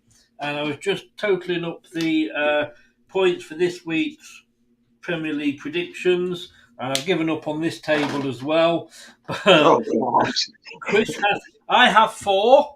Brad, correct me if I'm wrong, I've got you as having 7. I have 3, 4, 5, 6, 7, 8, 9, 10. I thought I only had 9, so maybe I've done some miscalculations. So you got a point for Man City, Liverpool. We all got a point there. Yeah, I'm just going to go through yours, mate. Just through yours. Yeah, I got a point for Arsenal Leeds. Point for Brighton Brentford. Yeah, no points for Leicester Palace. A point for that. Yeah. Then you got a point for Newcastle Man United. Yeah, I got a point for Spurs Everton. I got 3 points for the Brighton result. He's trying to do things quickly, you see. I've got you wrong on my score. You've got more points than I thought. Me and you both got 3 points for the Brighton Bournemouth game. So you've actually got 3, 4, 5, 6 points according to me. No, because we both went 2-0. Yeah, to Brighton. That's how it finished. Brighton. Yeah, I've written. Better than I thought. Well done, Chris. I told you you'd get 3 points in that second half. It was the wrong team, but you got 3 points. I actually had. I'd written it down as 1-2 for some reason.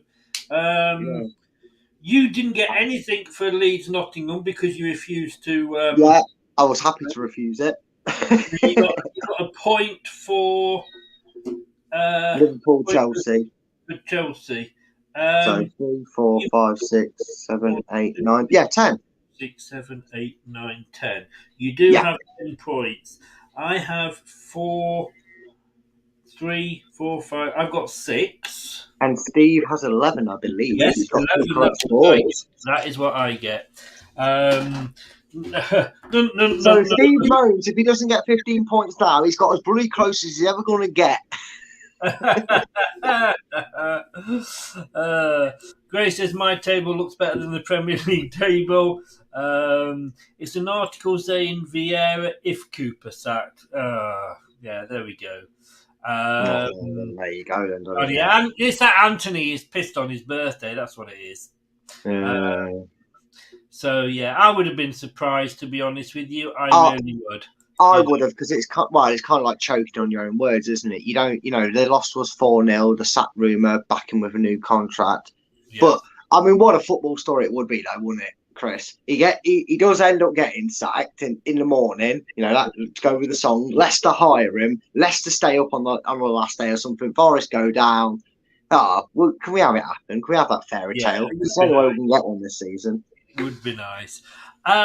True Red almost had a heart attack. Yes, he did. Can you imagine if then Forest went down and we stayed up?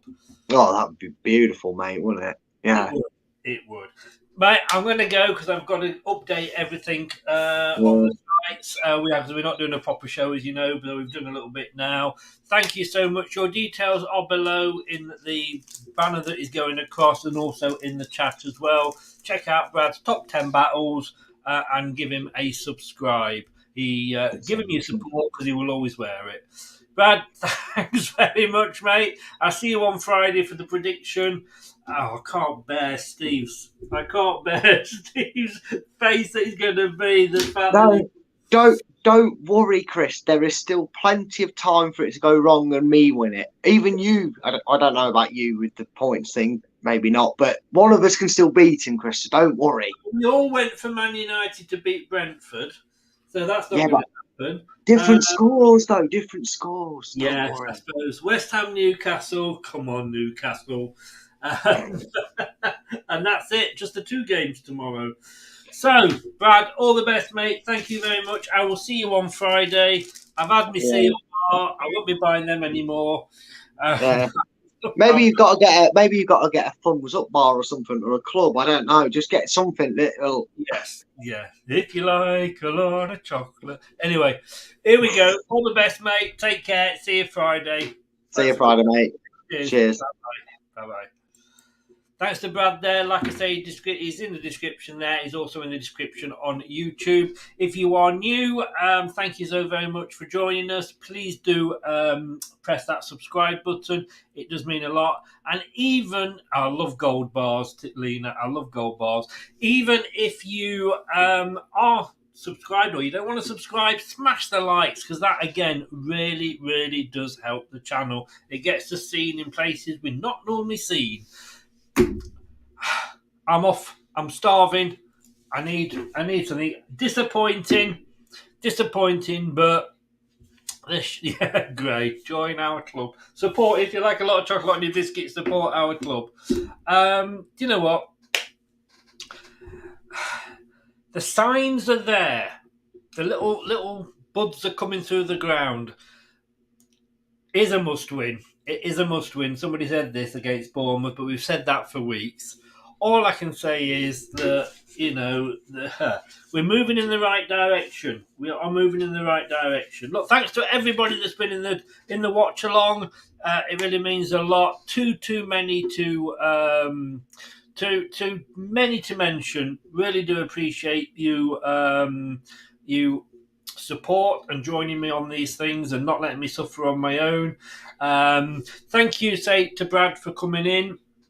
If you listen to us on our podcast, Leicester Till I Die, thank you so very much. It is, of course, LTID TV on all the socials, Leicester Till I Die on the podcast. And please don't forget, like I say, to subscribe to the channel, hit the likes. You can also become a member from just $1.99. I'm having a night off tomorrow. I'll be back on Thursday when we'll be previewing the Bournemouth game. It's almost scary, isn't it? It's almost scary. Definitely a 6-pointer. I will see you then. This has been Leicester Till I Die. I've been Chris. Good night, take care, and here's Arnie. Good night. Thanks for watching. These videos are tremendous. You better like them too, or I'll be back.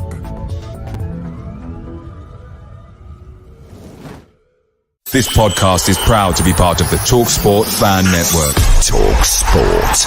Powered by fans. That's all, folks. Thanks for watching Leicester Till I Die. This is Chris saying goodbye and see you next time.